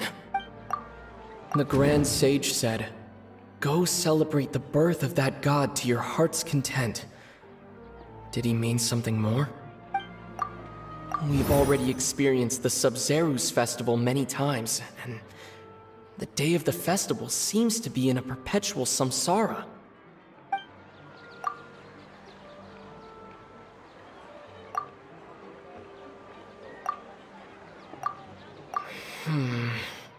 I can't...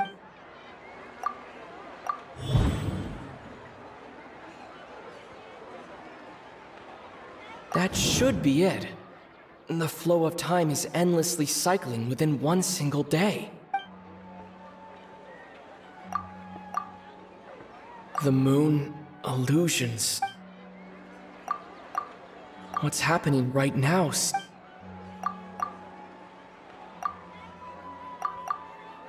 We've already experienced... My mind feels... That should be it. The Grand Sage said... The moon... That doesn't sound right.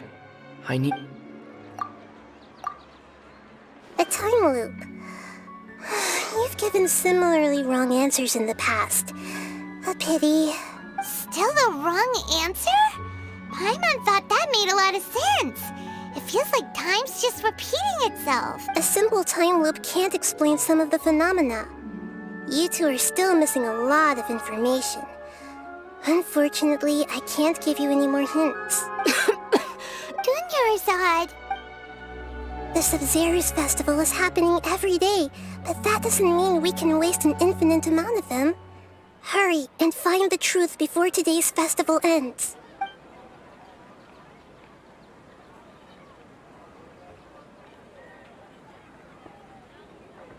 Let's think about our current situation. To save Dunyarzad, we have to escape the samsara of the Sabzeruz festival. And to do that, we need to figure out what's happening. The truth. Nahida rejected the idea of a time loop, so we must have missed something, right? Paimon's memories say that we've already done this many times, but let's go talk to people again. It's more productive than sitting here and scratching our heads. Why don't we start with those stall owners?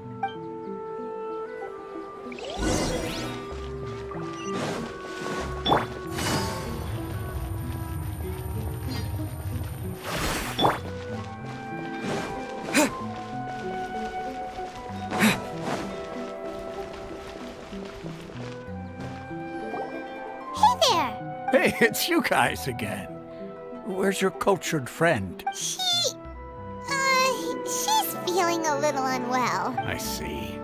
Did you come back to buy something? I guarantee the freshness of my products. I harvested them from the forest just yesterday. Huh? What brought this about? I hurried back from the forest yesterday, and I'm selling produce here today. I haven't felt anything strange.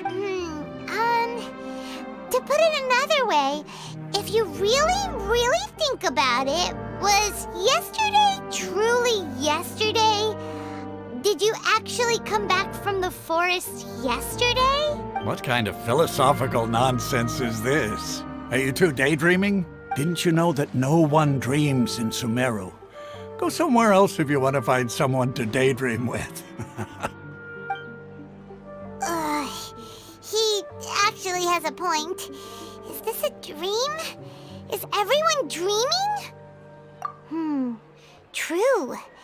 It's so weird that people here don't dream. Why is that? Anyway, if this all really were just a dream, we would have woken up a long time ago. Let's keep asking around.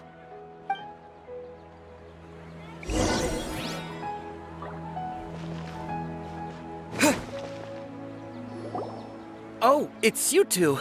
Was my divination so accurate that you felt compelled to compliment me in person? Ooh, I knew it! I told you, the god's divination is highly accurate. You just hadn't fully understood its significance yet. You're really excited about this, huh? That's exactly why we came back. Help us better understand it. Help you better understand it? Well, that isn't exactly what I excel at. So, you're admitting that you don't have a clue? Anyway, what kind of situation did you get into?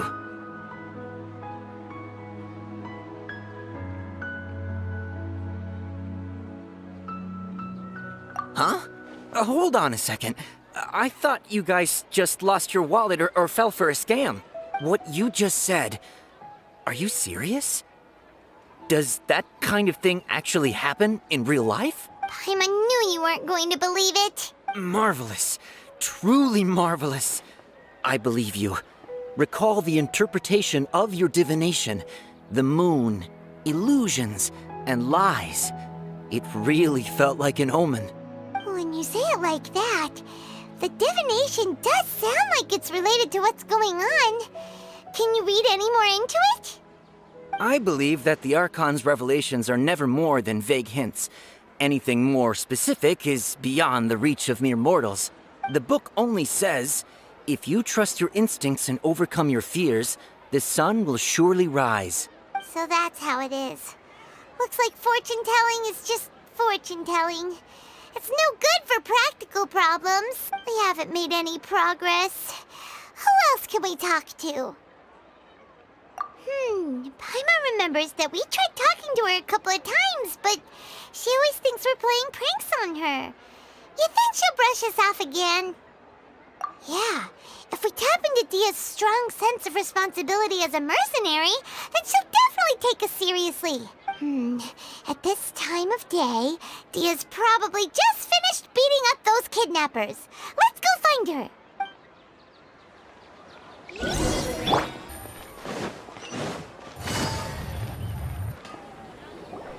I'm fine, my lady. It's just a scratch. Perfect timing. Both of you are here.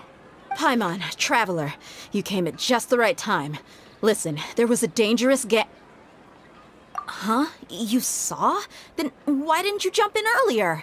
If someone was protecting Miss Dunyarzad, I could have went all out. Anyway, can you do something for me?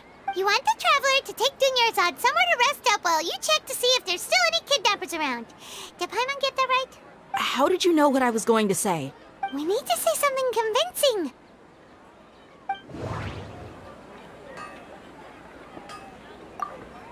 Dia sold her greatsword to raise additional funds.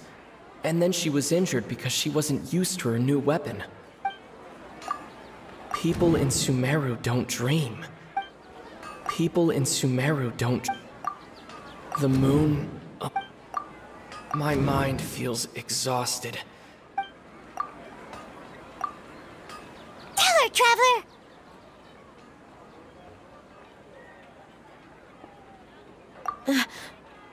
I didn't tell anyone about that. Including Miss Dunyarzad. You couldn't have known. And just now, you literally took the words right out of my mouth. What's going on? All right, so this is the situation. It's kinda hard to believe what you just told me. First, let me make something clear. Most of us desert dwellers might not be the scholarly type, but we do have basic common sense.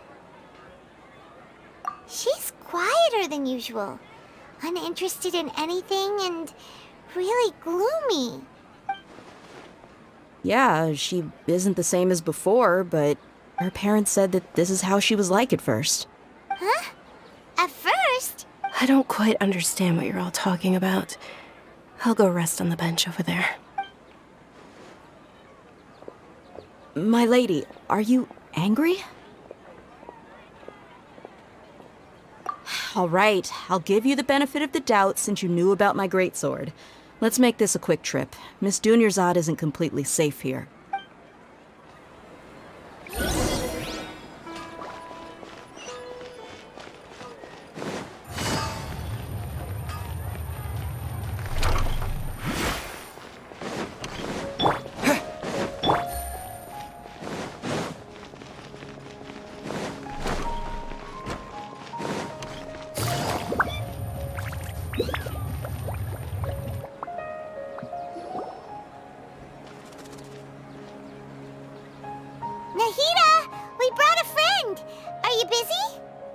I told you that it won't help to bring anyone here. We just wanted her to see the real Dunyarzad's condition. The real Dunyarzad? Where and who are you talking to? Huh? I told you that you two are special. Other people can't see me or Miss Dunyarzad here.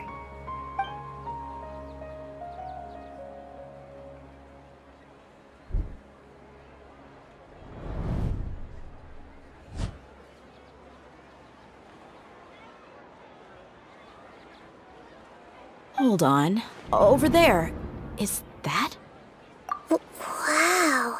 How perceptive. Does she have invisible antennae?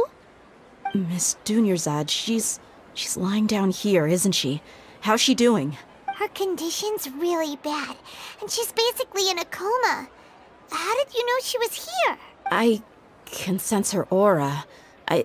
there are also lingering feelings of something like regret or disappointment. What happened? Do you believe us now? The Sub-Zero's festival has been repeating itself.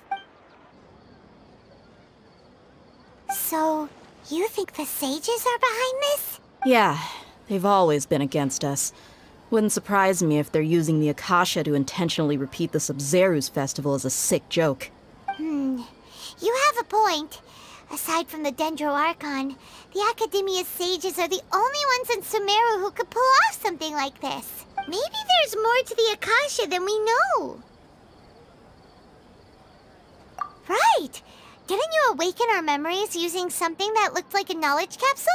That means you must know something about the Akasha! The Akasha relies on the power of a gnosis to operate, as it is the manifestation of the God of Wisdom's power. It compiles the wisdom of the entire populace, and it grants knowledge to the people. A gnosis could do that? No wonder the Akasha is so magical. It's being powered by the gnosis of Sumeru's Archon. So, this Nahida you mentioned, what did she say?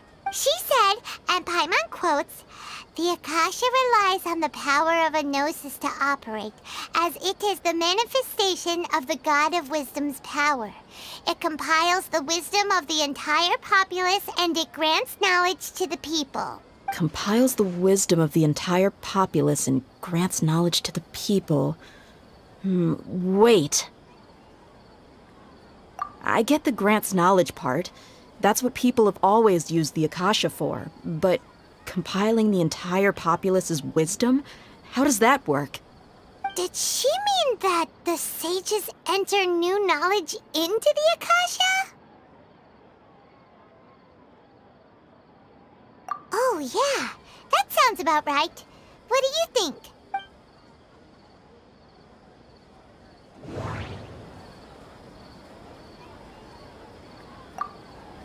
People in Sumeru don't dream.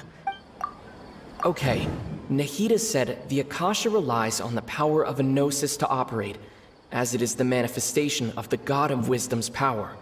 It compiles the wisdom of the entire populace, and it grants knowledge to the people. My mind feels exhausted, even though I haven't... What's happening right now seems to have happened before. That doesn't sound right. That doesn't sound right. You mean the Akasha is causing our mental fatigue? Huh. Now that I think about it, my head's been feeling unusually heavy. When the desert dwellers set off on their quest for knowledge, a sage once said, "Knowledge always comes at a price." Compiling the entire country's knowledge. You think the Akasha pulled a 180 and is extracting information from us? Who knows? The Akasha can put knowledge into our heads, so who's to say that it can't also poke around in there? We don't know any specifics. What's the point of doing something like that? Just think about it. If you could combine the knowledge of every single person in Sumeru, then you can basically turn Sumeru City into a single massive brain. This hive mind could make breakthroughs in problems that even the smartest geniuses can't crack. An excellent deduction. And the analogy comparing Sumeru City to a massive brain? I love it. In that case, we should take off our Akasha terminals right away. Maybe that'll solve this problem. Yeah, I was only wearing this for show in the first place. Didn't expect the sages to cook up such a conspiracy. Mark my words, when this is over, I'm getting evidence and exposing this whole thing to the public.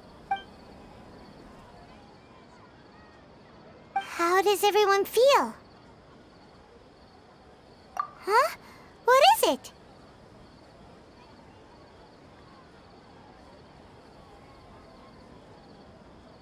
Oh, that! Paimon knows what you're talking about. It's a single soft beep that sounds like it's coming from the Akasha terminal. The sound of a beep. Could it be a prompt tone for when the Akasha is operating? That's probably an important clue. We weren't using our terminals, but we heard a beep anyway.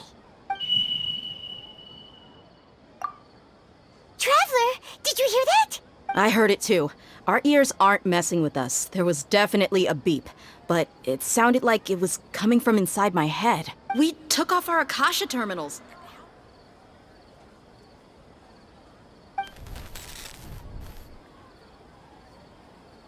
Phase runtime has exceeded its expected length. At this rate, there may be casualties. But we cannot lose all of our progress.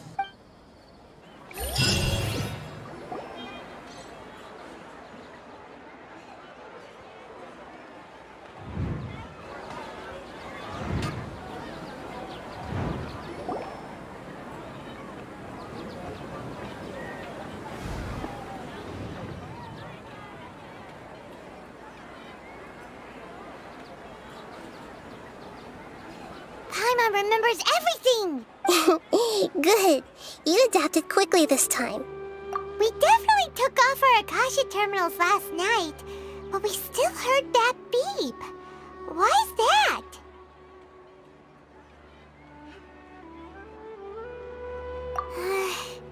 But now we can at least confirm one thing. The Akasha definitely has something to do with whatever's trapping us in this cycle. Oh, Paimon doesn't get it. Why would the Akasha go this far if all it wants is everybody's wisdom? It's extremely difficult for lab rats in an experiment to understand why they're being treated the way they are. If we're lab rats, then what are you? Nahida, you've never told us anything about yourself. I guess I'm the moon. The moon? Wasn't that the result of our divination? Anyway, knowing who I am won't help you get closer to the truth, so you should focus on other things. Don't get distracted and miss any clues. Okay then. Dia helped us a lot yesterday, so let's go find her. If Paimon's reading the time correctly, those kidnappers should be showing up soon.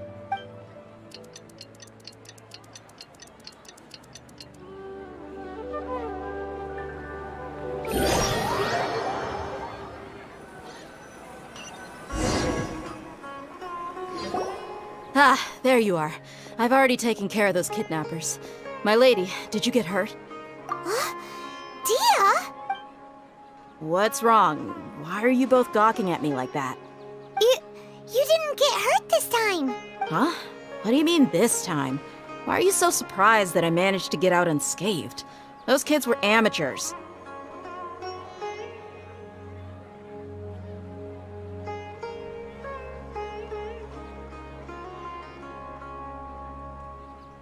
Shh! How did you know about my greatsword? I haven't told anyone about it. So Dia's lost her memories after all. Anything strange? You already know that I got a new greatsword. If I had to say something, it's weird how such a new weapon could feel so familiar. It's as if I've already used it to fight a countless number of battles. You're saying that although you don't remember using it, your body feels like it does? That's right. Both mercenaries and warriors heavily rely on muscle memory. Only knowing the theory of battle won't get you anywhere. Traveler, what do you think?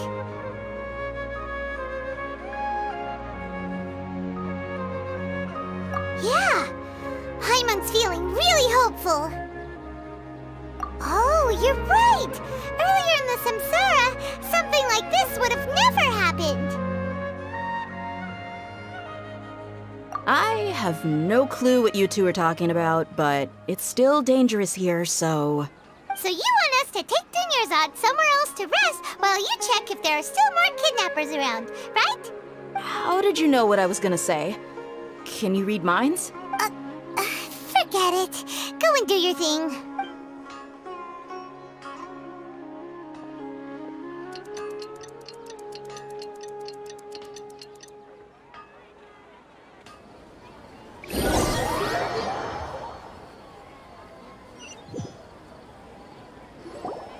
Whew. It's finally nighttime. Aside from Dia not getting injured, everything seems to have stayed the same. Listen, Nahida, we found out that Dia got out just fine today, even though she got injured every other time she fought the kidnappers. Do you think the Samsara has been broken? Have we saved Dunyarzad? Really? Good job on all that progress.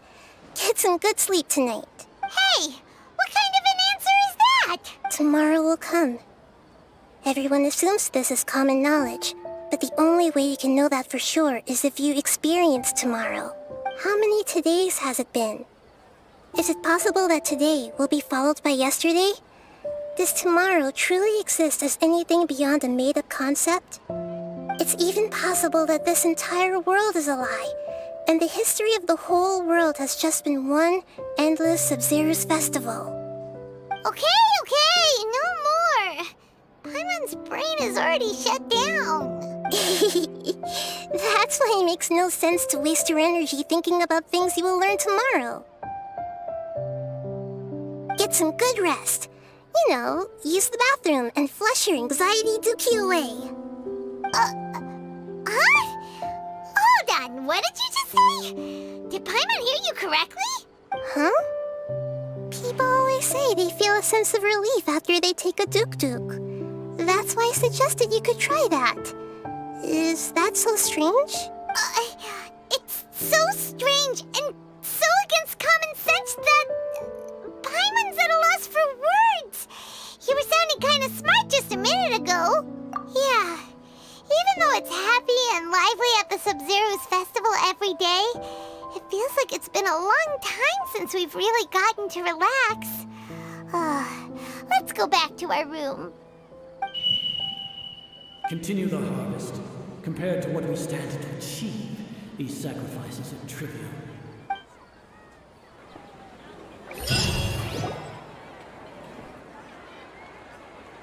We're still in the same day! Nahida, you already knew last night that we didn't break out of the Samsara? Why did you tell us? Would there have been a point? You would have spent the night with new worries, with tomorrow still out of reach. In that case, you might as well rest within that brief moment of hope. An opportunity like that doesn't come by often, and I thought it might help you clear your minds. Paimon thought the Duke did that! Whatever. Guess you were looking out for us after all. Of course. In the time we've been together, you two have been everything to me. Paimon's flattered and everything, but maybe you're taking things a little fast. What I mean is, even though I had asked you to solve this puzzle, you two are still the only ones who can see me and sense my presence. In other words, if you weren't here, I may as well not exist. That's why you two have been everything to me. Get it? Nahida's talking about confusing stuff again. Anyway, that's enough chit-chat. So, Traveler, did the new clues yesterday help you gain a new understanding of the situation? Huh? Why are you scrapping your previous theory?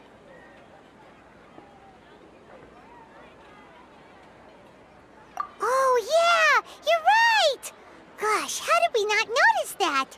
In a simple time loop, people's physical conditions should also reset. So, what's your new hypothesis?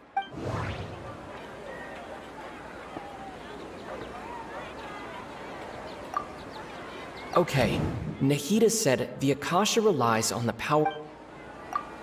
The beep is a prompt tone for Akasha operations. We still hear it every night. Mercenaries rely heavily on muscle memory, and Dia was able to use her experiences to avoid injury in later samsara cycles.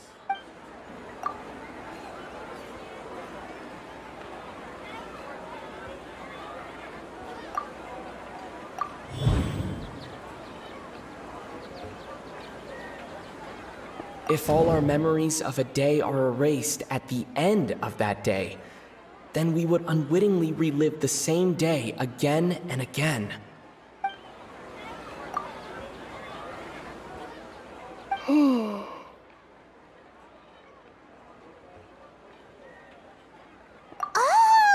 Then the beep we hear every night could just be indicating the deletion of our memories! That's why when we wake up, everyone thinks the Sub-Zero's festival hasn't happened yet. It's already the next day, but everyone still thinks it's the day before. But muscle memory can't be erased. That's why Dia has been getting better at using her greatsword. Now everything makes sense. A brilliant deduction. Nahida, tell us if we're right or wrong. To put it simply, it's as if you've mistaken a pyrocrystal fly for a firefly in the night. You lost sight of its true nature because you focused too much on your perception that it glows. That isn't simple at all! Why don't you go talk to Miss Dia again? You might learn something new. Right! She did help us find our latest clue after all. Let's go!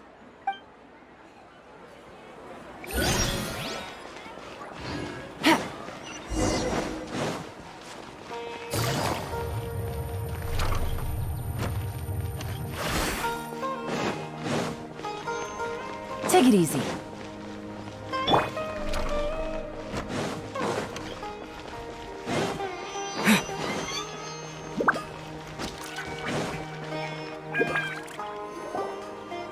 There you are. Really took me a while to find you.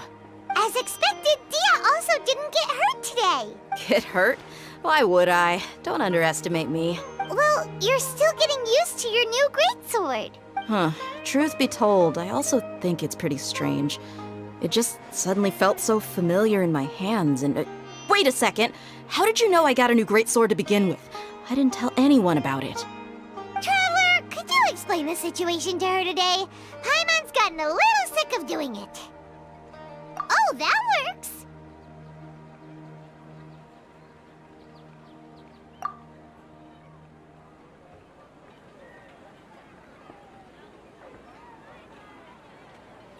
What happened to you guys while I was gone?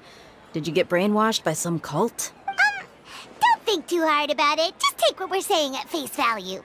All right then, let me get this straight. You're telling me that my body's already gotten used to this greatsword, but my brain just doesn't remember it? Yes, your memory's being erased every day. Then I'd have to disagree. That's impossible. Oh? Why do you think that? If we've actually been reliving the Sub-Zeru's festival day after day, then what happened to the things we used, the money we spent, the food we ate? Common sense says my wallet should have emptied itself a long time ago. There's no way I wouldn't have noticed that.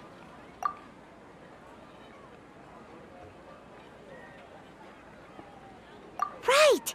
They could use the Akasha to record what everyone did that day, and then use the city's resources to replenish everything! It's not very likely, but it's also not impossible. No, it is impossible. I've got proof. You have proof? Where? You two are surprisingly serious about this nonsensical discussion.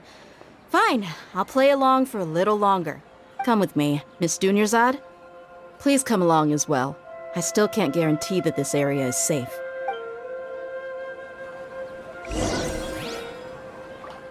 Paimon can't believe it's Dia who wants to show us something this time. 2 days ago, we were the ones taking her to see Dunyarzad.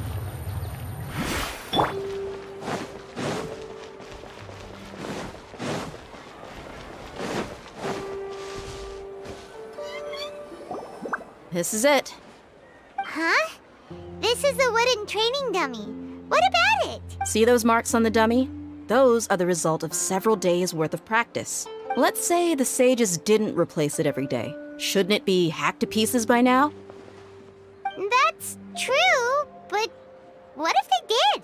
Then the sages would have had to reproduce every mark I left during previous training sessions. I'm a professional fighter.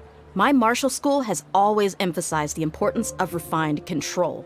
The force, angle, and entry point of each strike is calculated and deliberate. That's why I remember every mark on the dummy, as well as my state of mind as I made each strike. It's just as they say, each swordsman has their own unique style, and even the same swordsman can't make the same cut twice. It would be impossible to copy these marks. Is it really impossible? What if they used some fancy machine to carve every single mark? People often say that a camera's photo can never replace an artist's painting because the former has no spirit to it. The same thing applies here. At a mere glance, I can differentiate carved marks from the results of combat training. Whew, I hope that cleared things up for you. Hey, is this that new brain exercise game that's been super popular with the scholars lately? It's surprisingly fun. Anyway, it's getting late. I should escort Miss Dunyarzad to Nilu's stage. See you later. Well, back to square one. Is our memory deletion theory also wrong? But at least we've reached some other conclusions in the meantime. Yep, that's true. So, can we think of any new ideas right now? Strange? Paimon feels like everything's been strange lately. Huh? Leaving the city? You're right! It's really strange how we never thought of such a simple solution! Many things should become clear if we can confirm the flow of time outside of the city. Paimon can't believe it! Did we miss this because we're tunnel visioning too hard on our other theories? Or because we're just too tired? How about we go back and ask Nahida? Maybe we've forgotten something about leaving the city.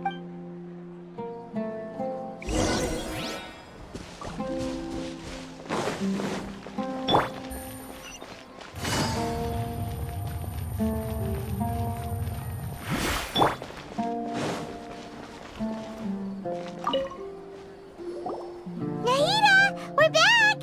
You're back early today. Did you find something new? Sort of.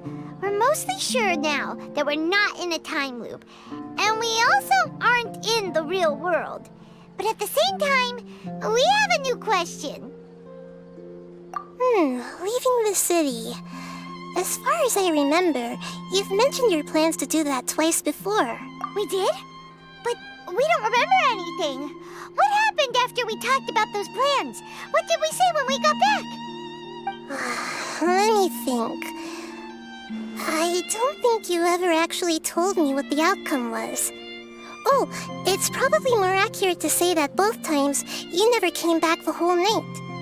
But you two sometimes stay out the entire night anyway, so at the time, I didn't think too much about it. It is true that sometimes we lose track of time during our investigations. Before we know it, it'll already be the next day.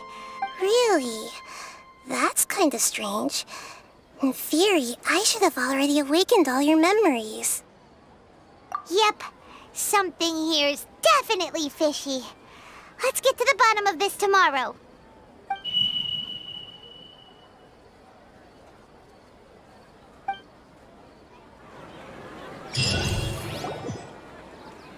Our memories are back!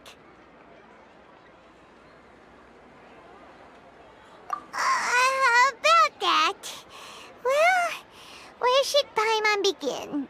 Traveler, aside from your memories that were just restored, I have another message for you. Listen to it and you'll understand. Can't go back. There are countless spaces here. Our Sub-Zeru's festival in Sumeru City is just one of them.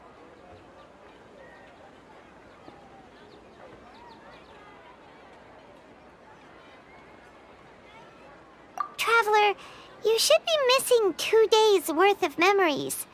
Paimon will fill you in. It's time to carry out our plan from yesterday. Okay, let's go!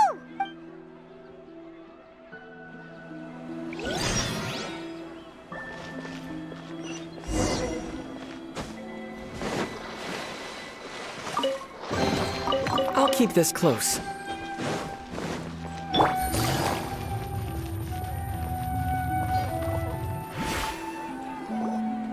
Why can't we leave the city? What is the academia up to now? Don't ask me. It's not like I can tell you anything. This is a direct order from the Grand Sage. Just wait until tomorrow. I have a real emergency.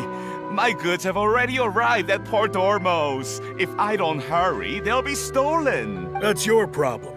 Make sure you make a request in advance next time. But it's not like you can just predict business matters in advance. It looks like the Academia already announced a lockdown for Sumeru City today. How completely unsurprising. Let's go and question them. Hello, sir. Why can't we leave the city today? Here we go again. Don't ask me. I don't know either. We just received an order that no one is allowed to enter or exit Sumeru today. They didn't tell us anything else. Angering me won't get you anywhere. If I had that kind of insider info, I would have left this stupid post long ago. It looks like he really doesn't know. If we can't get anything out of him, let's take matters into our own hands. Why don't we climb over the walls?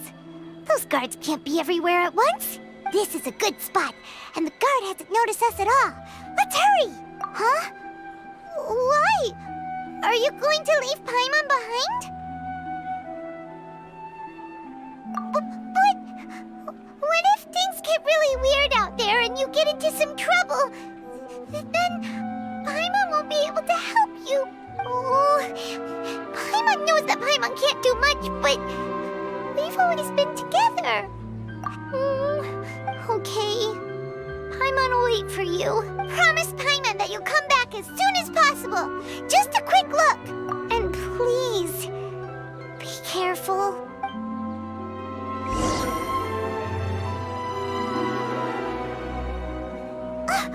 Memories! Traveler!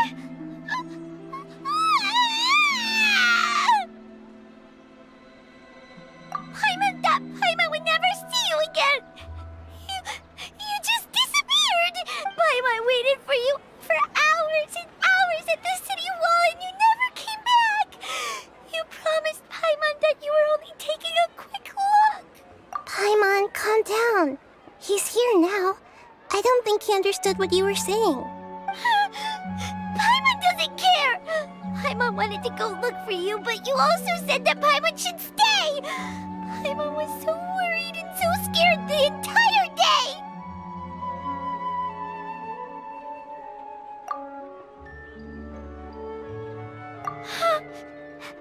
Okay. Paimon will forgive you. The most important thing is that you didn't actually disappear. Oh, Paimon was so scared that you had gone into another world! Okay, Paimon, can you tell us your perspective of what really happened yesterday?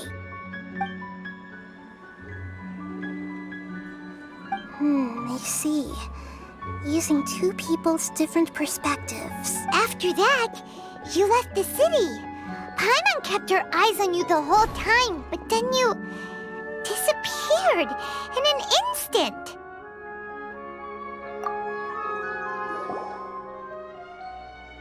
No way! Paimon was watching you with the fullest attention. What's your perspective, Traveler? You sure you don't have any memory of this?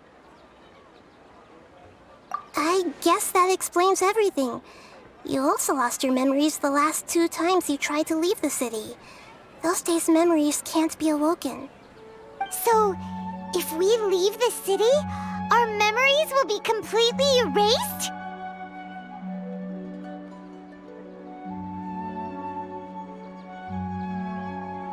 It really sounds like something big outside of the city is being hidden on purpose. But this way, we'll also never discover what's outside. Something like a message? But how can we send it back? Don't look at me like that. I'm not used to being stared at. Well... Okay. You want something that can pass on messages, right? Give me some time and take care of Dunyarzad for me. Yep! Now we're talking!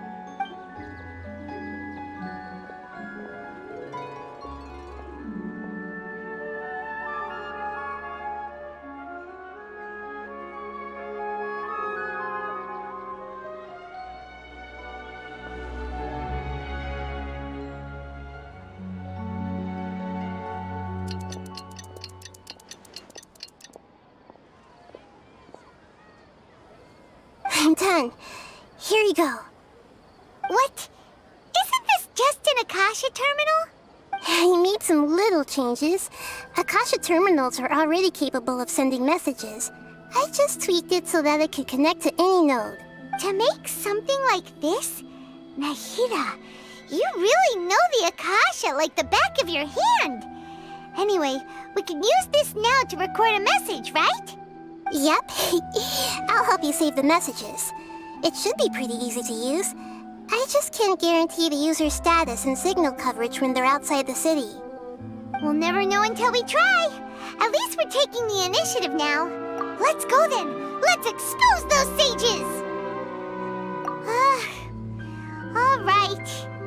Paimon isn't as worried about being separated since it happened once yesterday.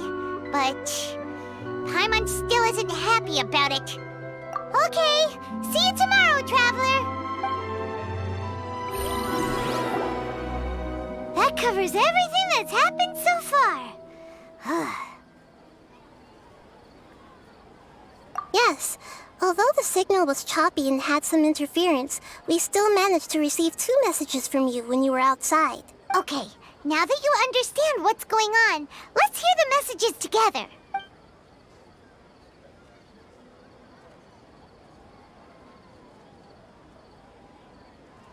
Can't go back. There are countless spaces here. Our Sub-Zeru's festival in Sumeru City is just one of them. I've entered another space. Before me are flowing sandstone and howling fish. Impossible and surreal sights. All these spaces are empty except for the occasional ones that contain mute puppets rather than people. I can't sense any human presence.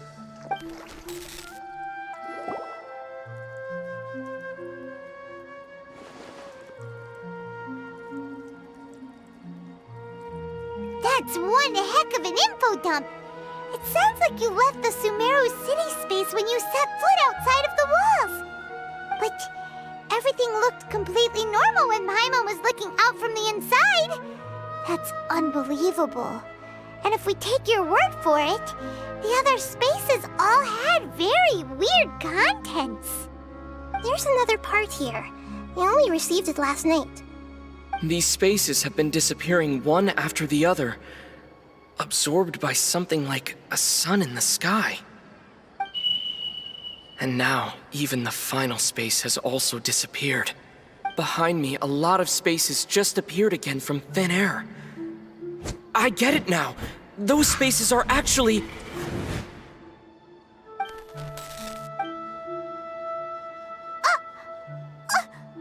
Why did the message end right there? What did the Traveler want to say? What are those spaces? Probably because yesterday just happened to end at that moment. Oh, right. Paimon did hear a beep from the Akasha. Did it come from here or from the message? The message. It should have come from the Traveler's Akasha terminal. After the beep, Traveler said even the final space has also disappeared. Traveler, what do you think that final space could have been?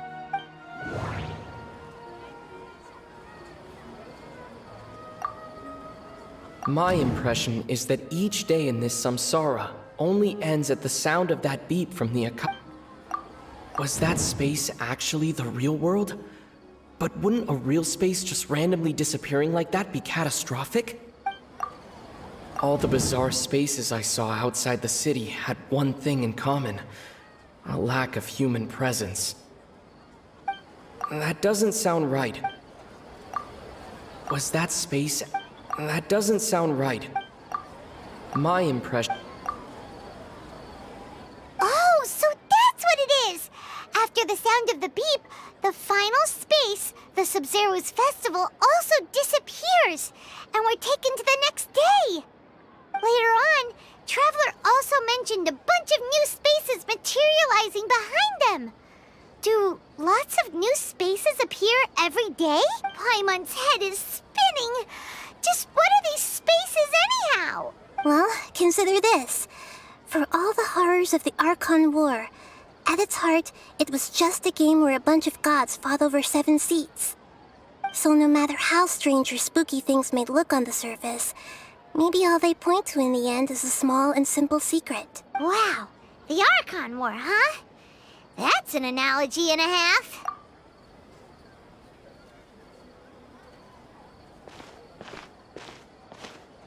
Hey, where are you going?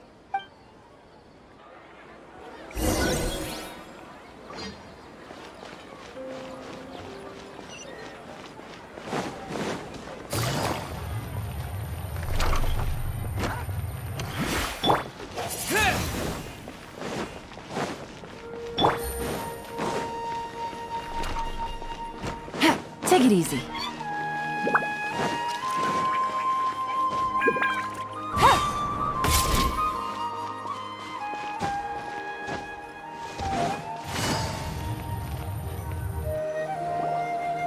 Do you want some alone time to think? Alright then, Paimon won't disturb you.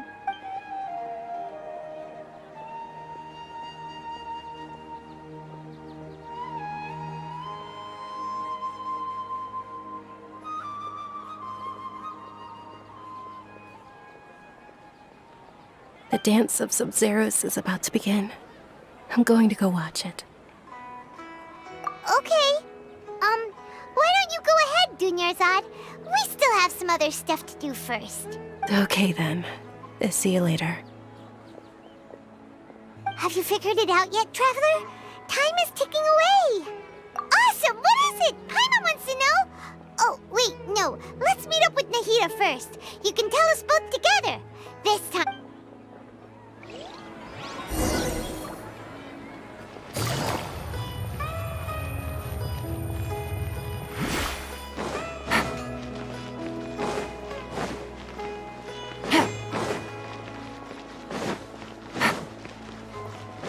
Take it easy.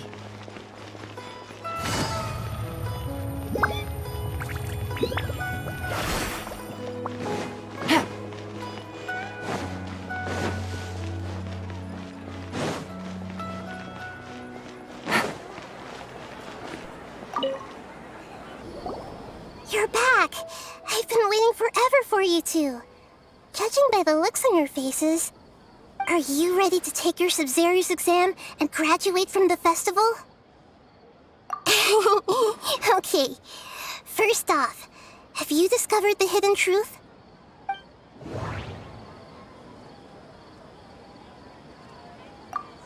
Okay, Nahida said the Akasha rely. We've already experienced the Sub-Zero's festival All the bizarre spaces I saw outside the city had one thing in common. A lack of human presence. Those spaces remind me of dreams. Like the one I had in the Avidia Forest. Except these have no sign of human presence. That doesn't sound right.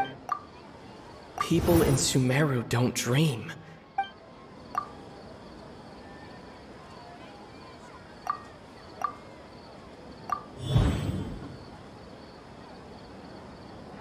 We are all in a dream. It isn't that the people of Sumeru don't dream. Rather, the Akasha is taking their dreams from them. People in Sumeru think they don't dream, but the truth is the Akasha steals their dreams without them knowing it. And those spaces with no human presence are stolen dreams without their host. That would explain why they sounded so weird when he was trying to describe them.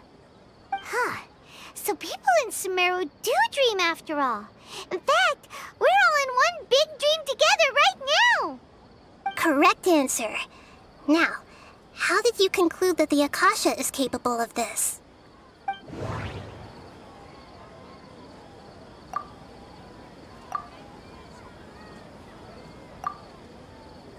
It is the manifestation of the God of Wisdom's power. Oh, okay.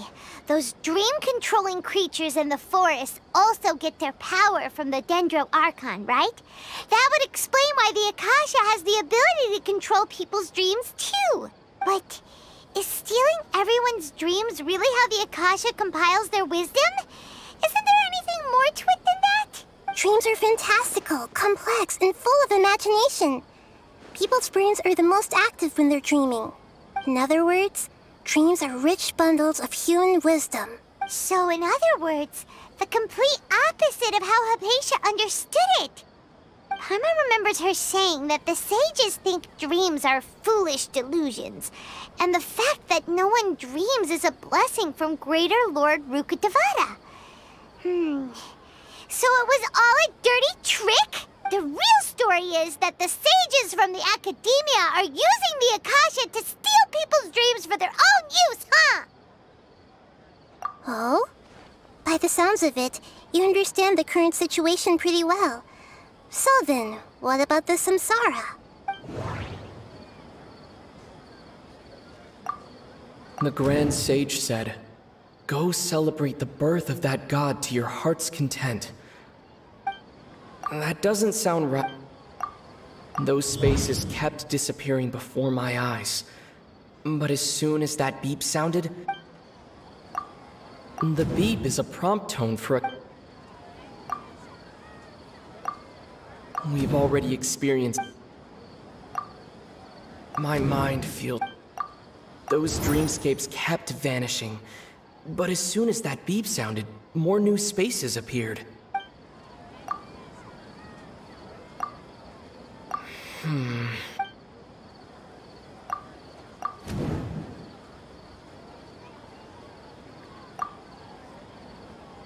Those dreamscapes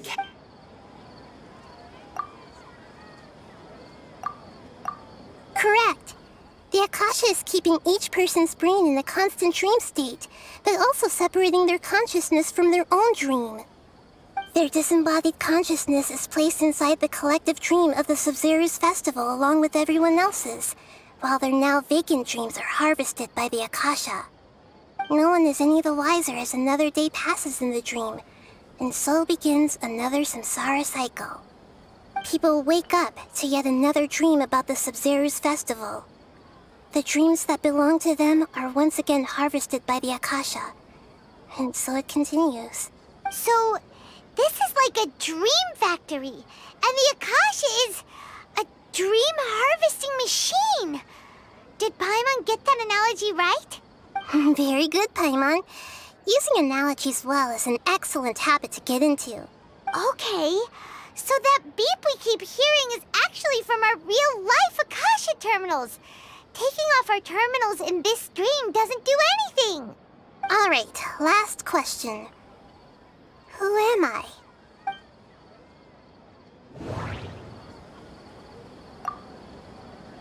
They say that alchemical divination is the Dendro Archon's divine revelation. So then, if Nahida has referred to herself as the moon... So you noticed. I thought that one would be the hardest question. That's why I put it last. That wasn't hard at all. Even Paimon guessed that. Everything about you is different. We just didn't want to expose you is all. Now that you mention it, Nahida, you've been hinting to us since the very beginning. It's funny.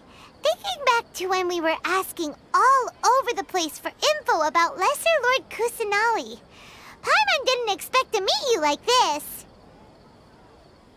Yes, those can wait until we're back in real life. On the other hand, I'd be happy to answer any more questions you have about here and now.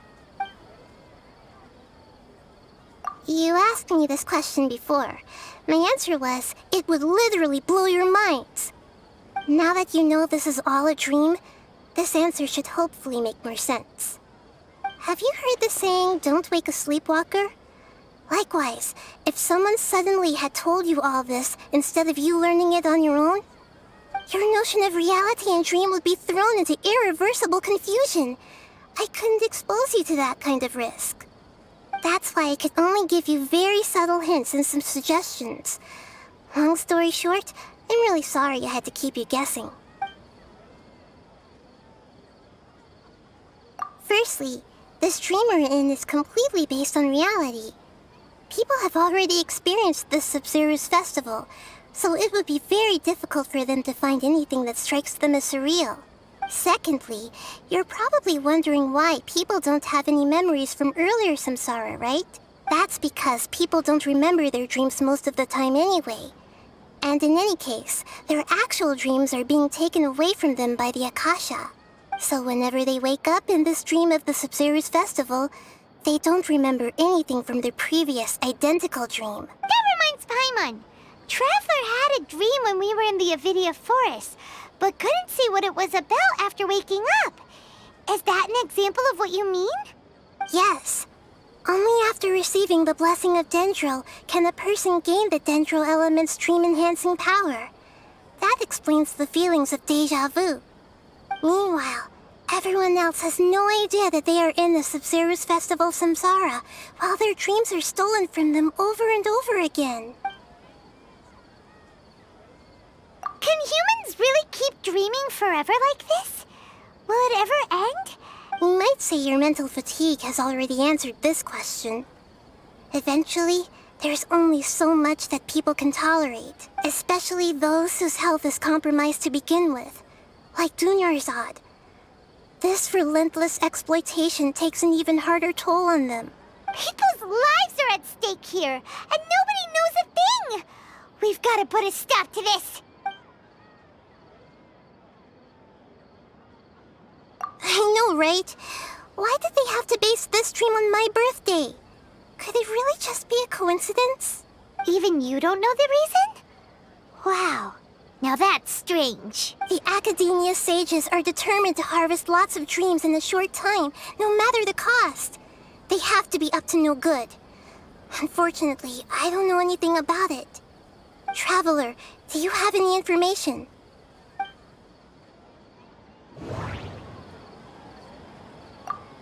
The Grand Sage said, "Go celebrate the birth of that god to your heart's content."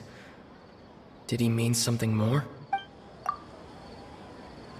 Celebrate the birth of that god? Could it mean...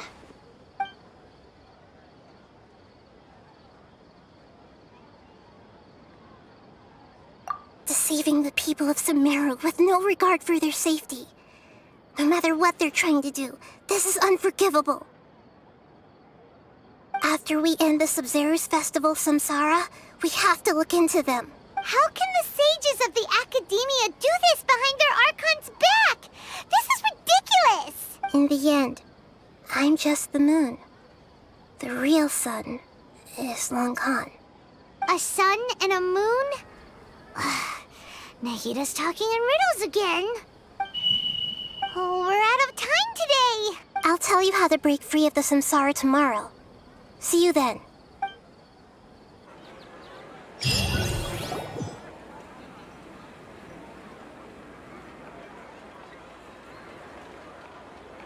Good morning, Nahida. Wait. Now that Paimon remembers everything, should we instead say good morning, Lesser Lord Kusanali? Hey! What's wrong, Nahida? You don't look too good. I'm afraid that what you're thinking right now is correct. Did Dunyarzad already disappear? No way! Are we too late?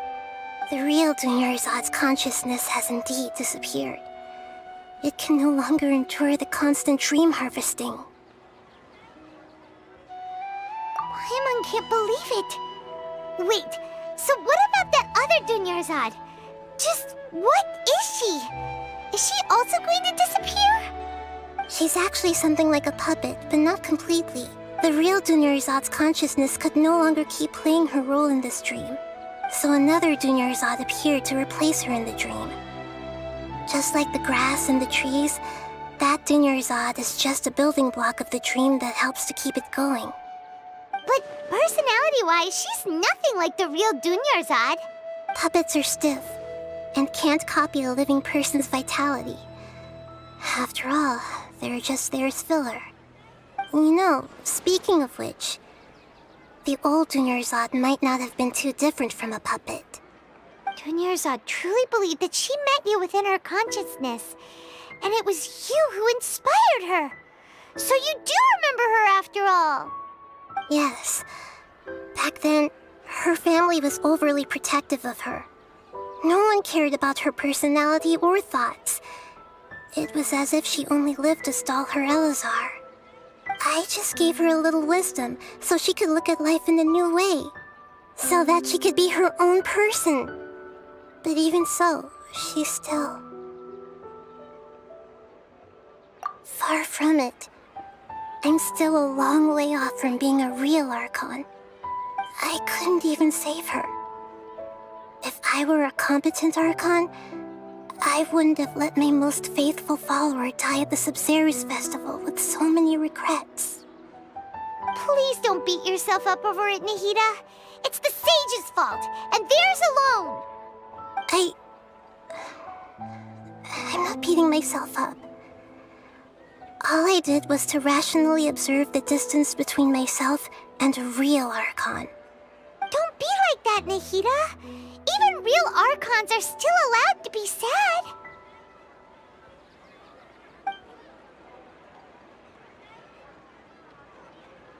To prevent more tragedies like this, we must end the samsara as soon as possible. Great, but how do we do that? Although the Sub-Zero's festival dream is under the Akasha's control, only humans can dream. Even the Akasha is unable to create them. That means this dream belongs to a host who created it. Huh?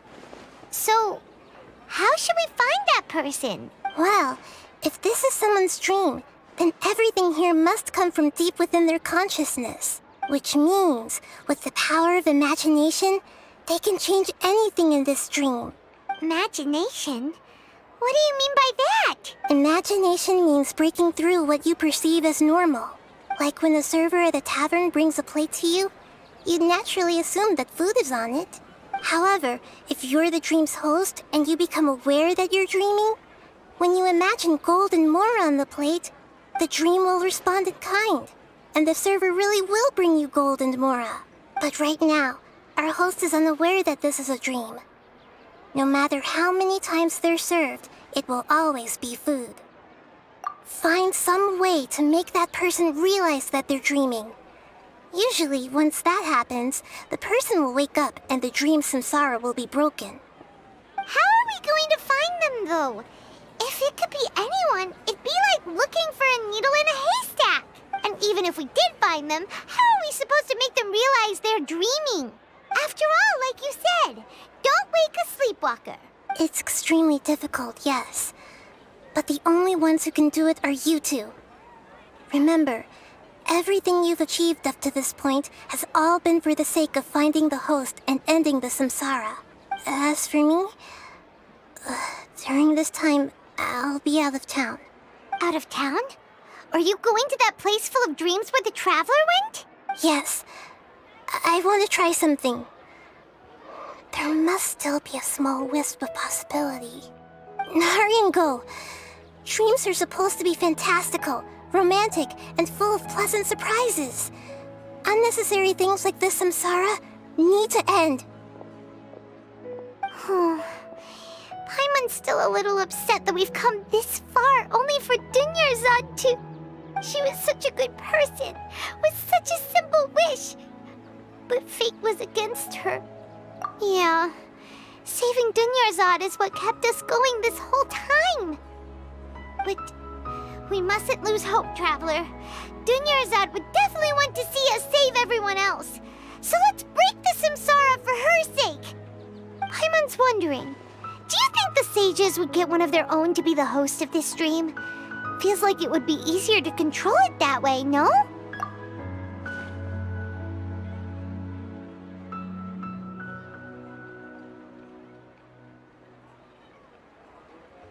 Huh. That's true. Plus, the sages probably weren't counting on there being other factors beyond their control, like Nahida and us. So, who do you think the host of the dream is? Oh, that would make sense. Ferris, the Knight of Flowers, is a symbol of the whole Sub-Zero's festival, right? Pretty core character. Let's go ask him some questions, shall we?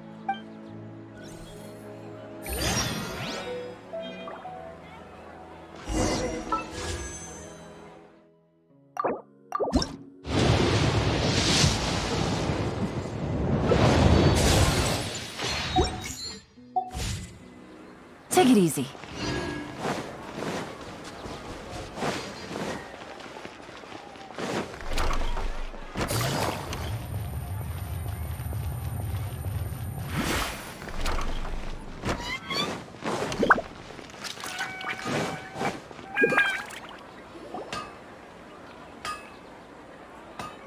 You're back.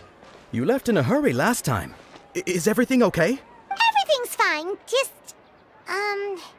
it's a little hard to explain. Would you mind taking part in a little experiment with us? An experiment? That came out of nowhere. I'm listening, though. What do you need me to do? Could you make a wish? You want me to make a wish? Is that a new Sub-Zero's festival tradition or something? Less questions, more wishing! Okay. My wish. Okay. I'm a little nervous saying this out loud, but I want Miss Dunyarzad to be happy. Oh. I noticed earlier that she looked a bit down, and she wasn't really talking to anyone. She just doesn't seem like herself. She's always so gentle and kind, and all the kids love her. I've also wondered if the reason she asked me to be Fairest Knight of Flowers is because I'm special to her, or something. So, you have a crush on Dunyarzad? Oh, is it that obvious? After what I just said, I guess it is. When she placed the hat of the Knight of Flowers onto my head, she said to me, I want everyone to have a happy Sub-Zero's festival. What she didn't realize was that I'm not that interested in how everyone else feels. In that moment, I just wanted to be her Knight of Flowers for the rest of my life. 50 years? 100 years? I'll serve her till the end of time.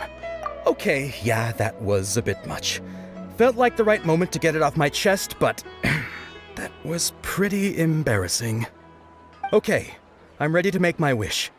I would like Miss Dunyarzad to appear in front of me right now with a smile on her face.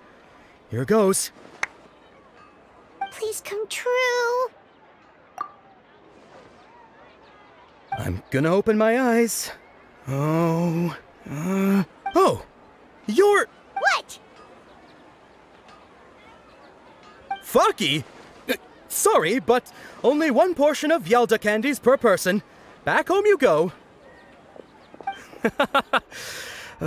Nice try, you two. Anyway, never mind. I don't need to see her appear right in front of me. As long as she's happy. Guess he isn't the host of this dream after all. Should have expected it wouldn't be this easy.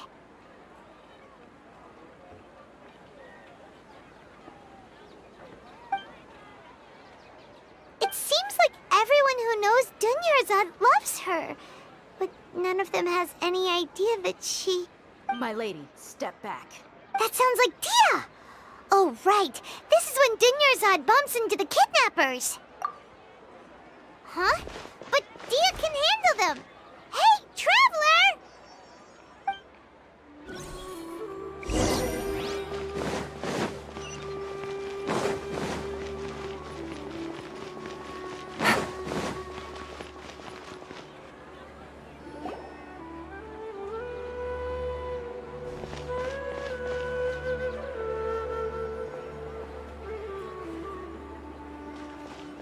Oh, it's you. Great timing. Please take... Hey, this is my job. The homie Yannis pay me, not you. You... fine, all right. Knock yourself out. Why are you so worked up anyway? It's not like I don't trust your fighting skills. Anyway, watch yourself.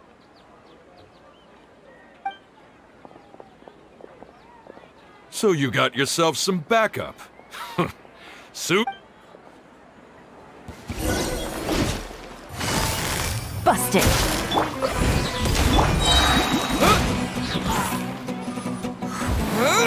Where do you think you're going?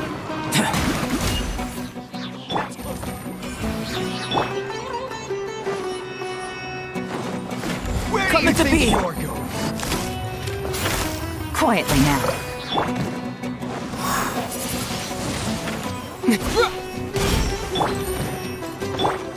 Burst forth! I'll be back.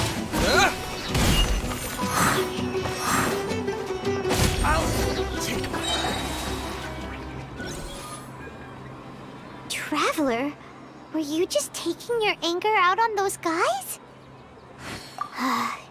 You and Nahida both. Dunyarzad wouldn't want to see you two like this. Oh, and speaking of her, Paimon just remembered something. Remember how during the first Sub-Zero's festival, before the Samsara started, we came here with Dunyarzad because she wanted to pick something up? She said it was because she had forgotten something. Okay, so Paimon's memory is working so far. Anyway, Paimon also remembers that she is staying somewhere around here. Yeah, even if it's only a tiny clue, it'll probably still help us more than this needle in a haystack search. This is the place. It's rude to enter other people's spaces without permission, but desperate times call for desperate measures. Hey, the windows are unlocked. Okay, Paimon's gonna take a peek inside.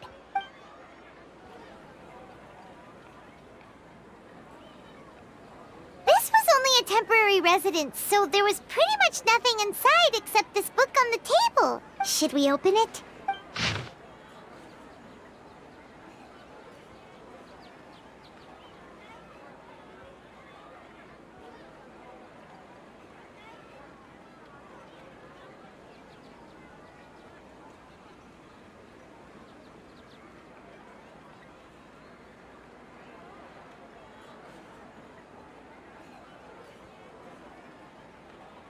Wow, Dunyarzad wrote all of this.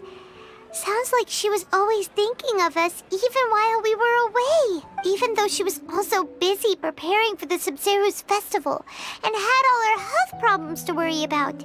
She must have wanted to give this to us as a gift on the day of the Sub-Zero's festival, right? If we hadn't found this book, we never would have known. But now that we know, we can't even thank her. Hey! Where are you off to now?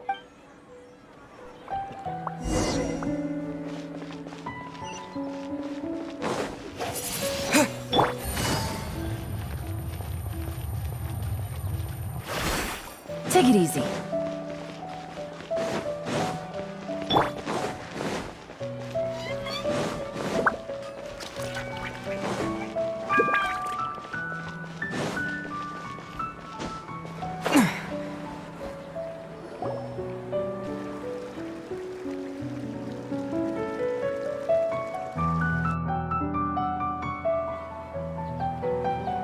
It's Dunyarzad's puppet.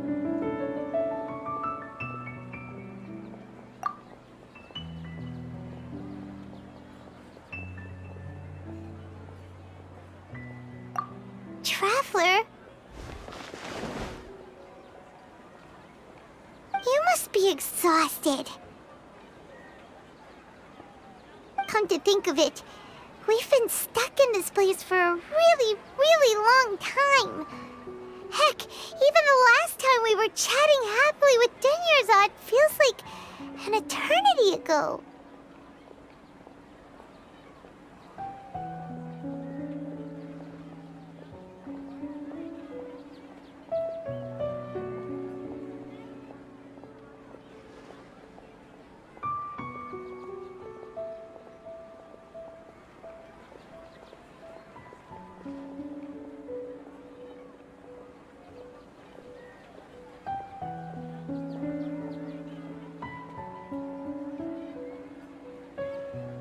Paimon still remembers when we were sitting here, and the way her eyes sparkled when she talked about Nilu's Dance of Sub-Zeros.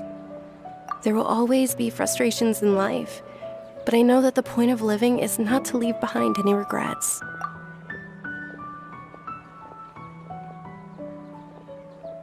That was what the real Dunyarzad said, wasn't it? Does that mean... Yes, Traveler. What is it? Oh, so she's still just a puppet. But just now, how come... What? Where are we going this time?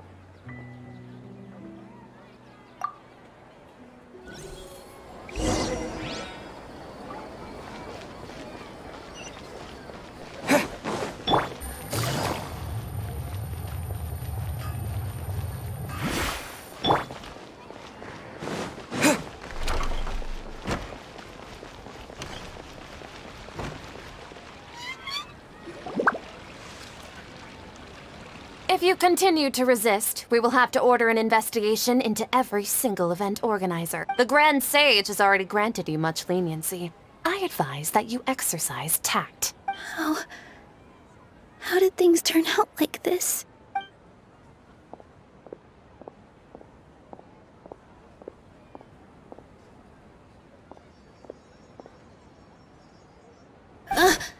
Traveler? You don't have to get involved.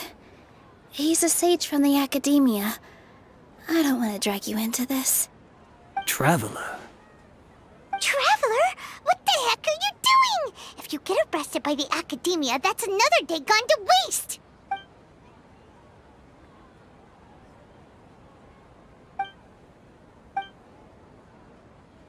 Wait, they're not reacting.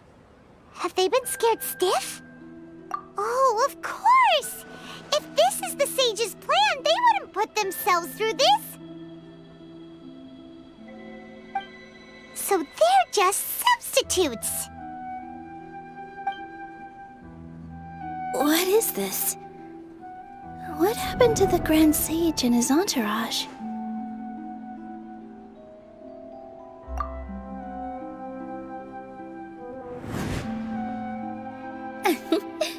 Like I said, they symbolize the goddess of flowers. It's just a shame that all the real Padisaras went extinct after her death. Yes. The Greater Lord brought forth new Padisaras in memory of the goddess of flowers. But she ultimately could never truly replicate that beautiful shade of purple.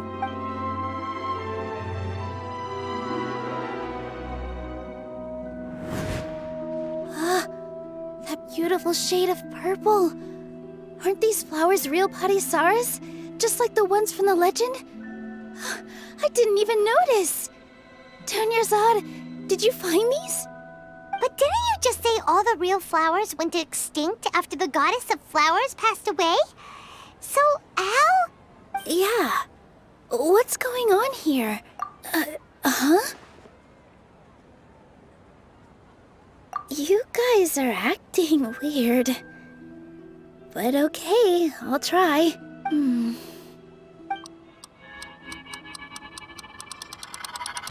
Hey!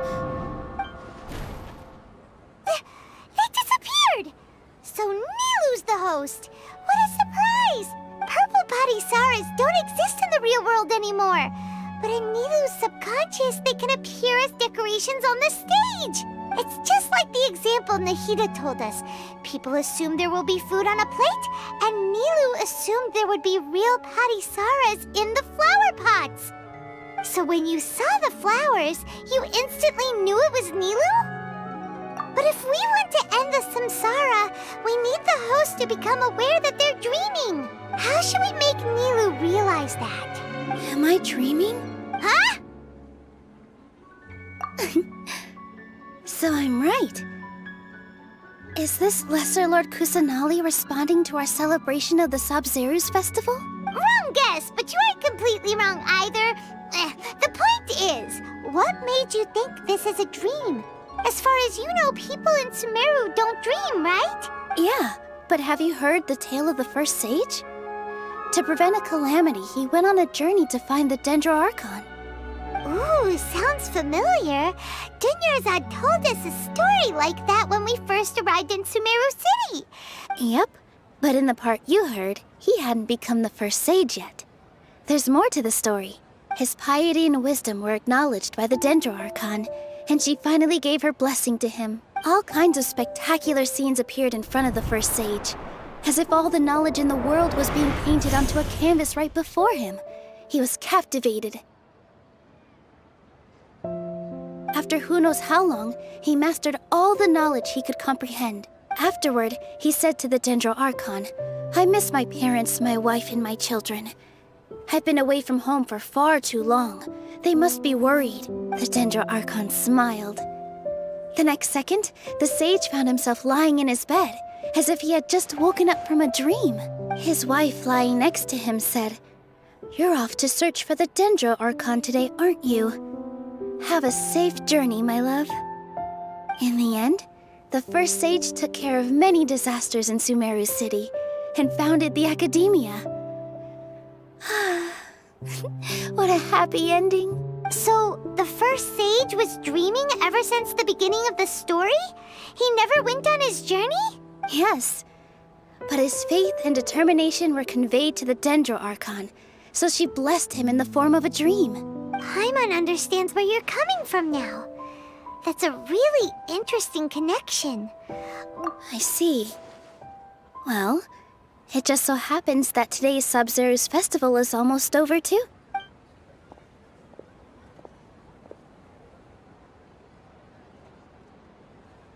Since we're in a dream, let's make this final dance of Sub-Zero's as beautiful as we can.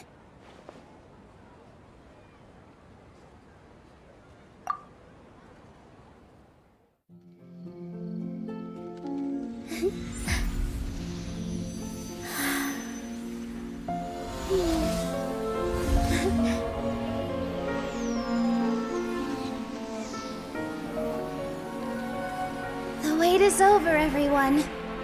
I dedicate this to our god, the Dance of Sub-Zero's.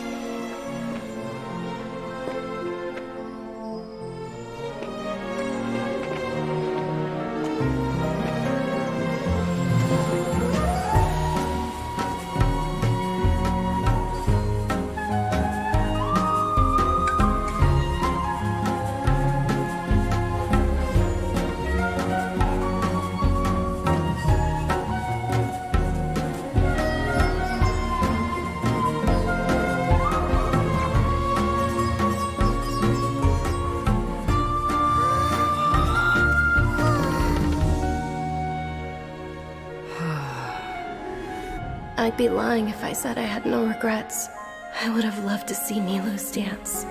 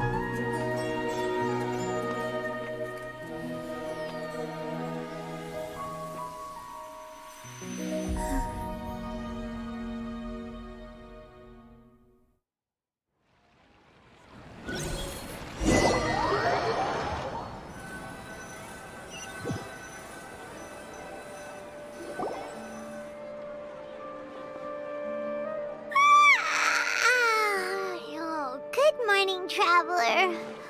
Oh, Paimon feels like she's been asleep for the longest time.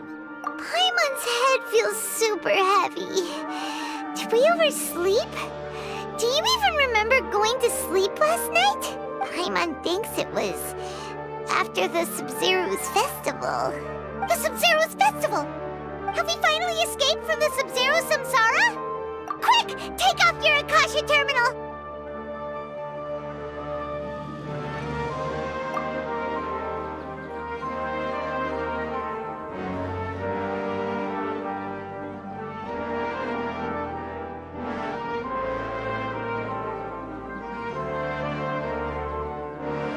She's not in her room.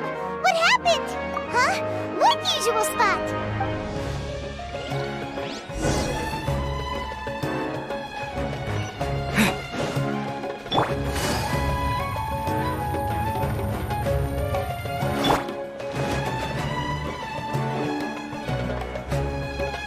Well done, Traveler and Paimon. And thank you, Dunyarzad, for organizing the Sub-Zero's festival for me. I'm sorry, who are... Dunyarzad! You're okay! Oh, don't scare us like that! Oh, a Traveler Paimon. I have something amazing to tell you. I just had a dream. And I saw Nilou performing the dance of Sub-Zero's.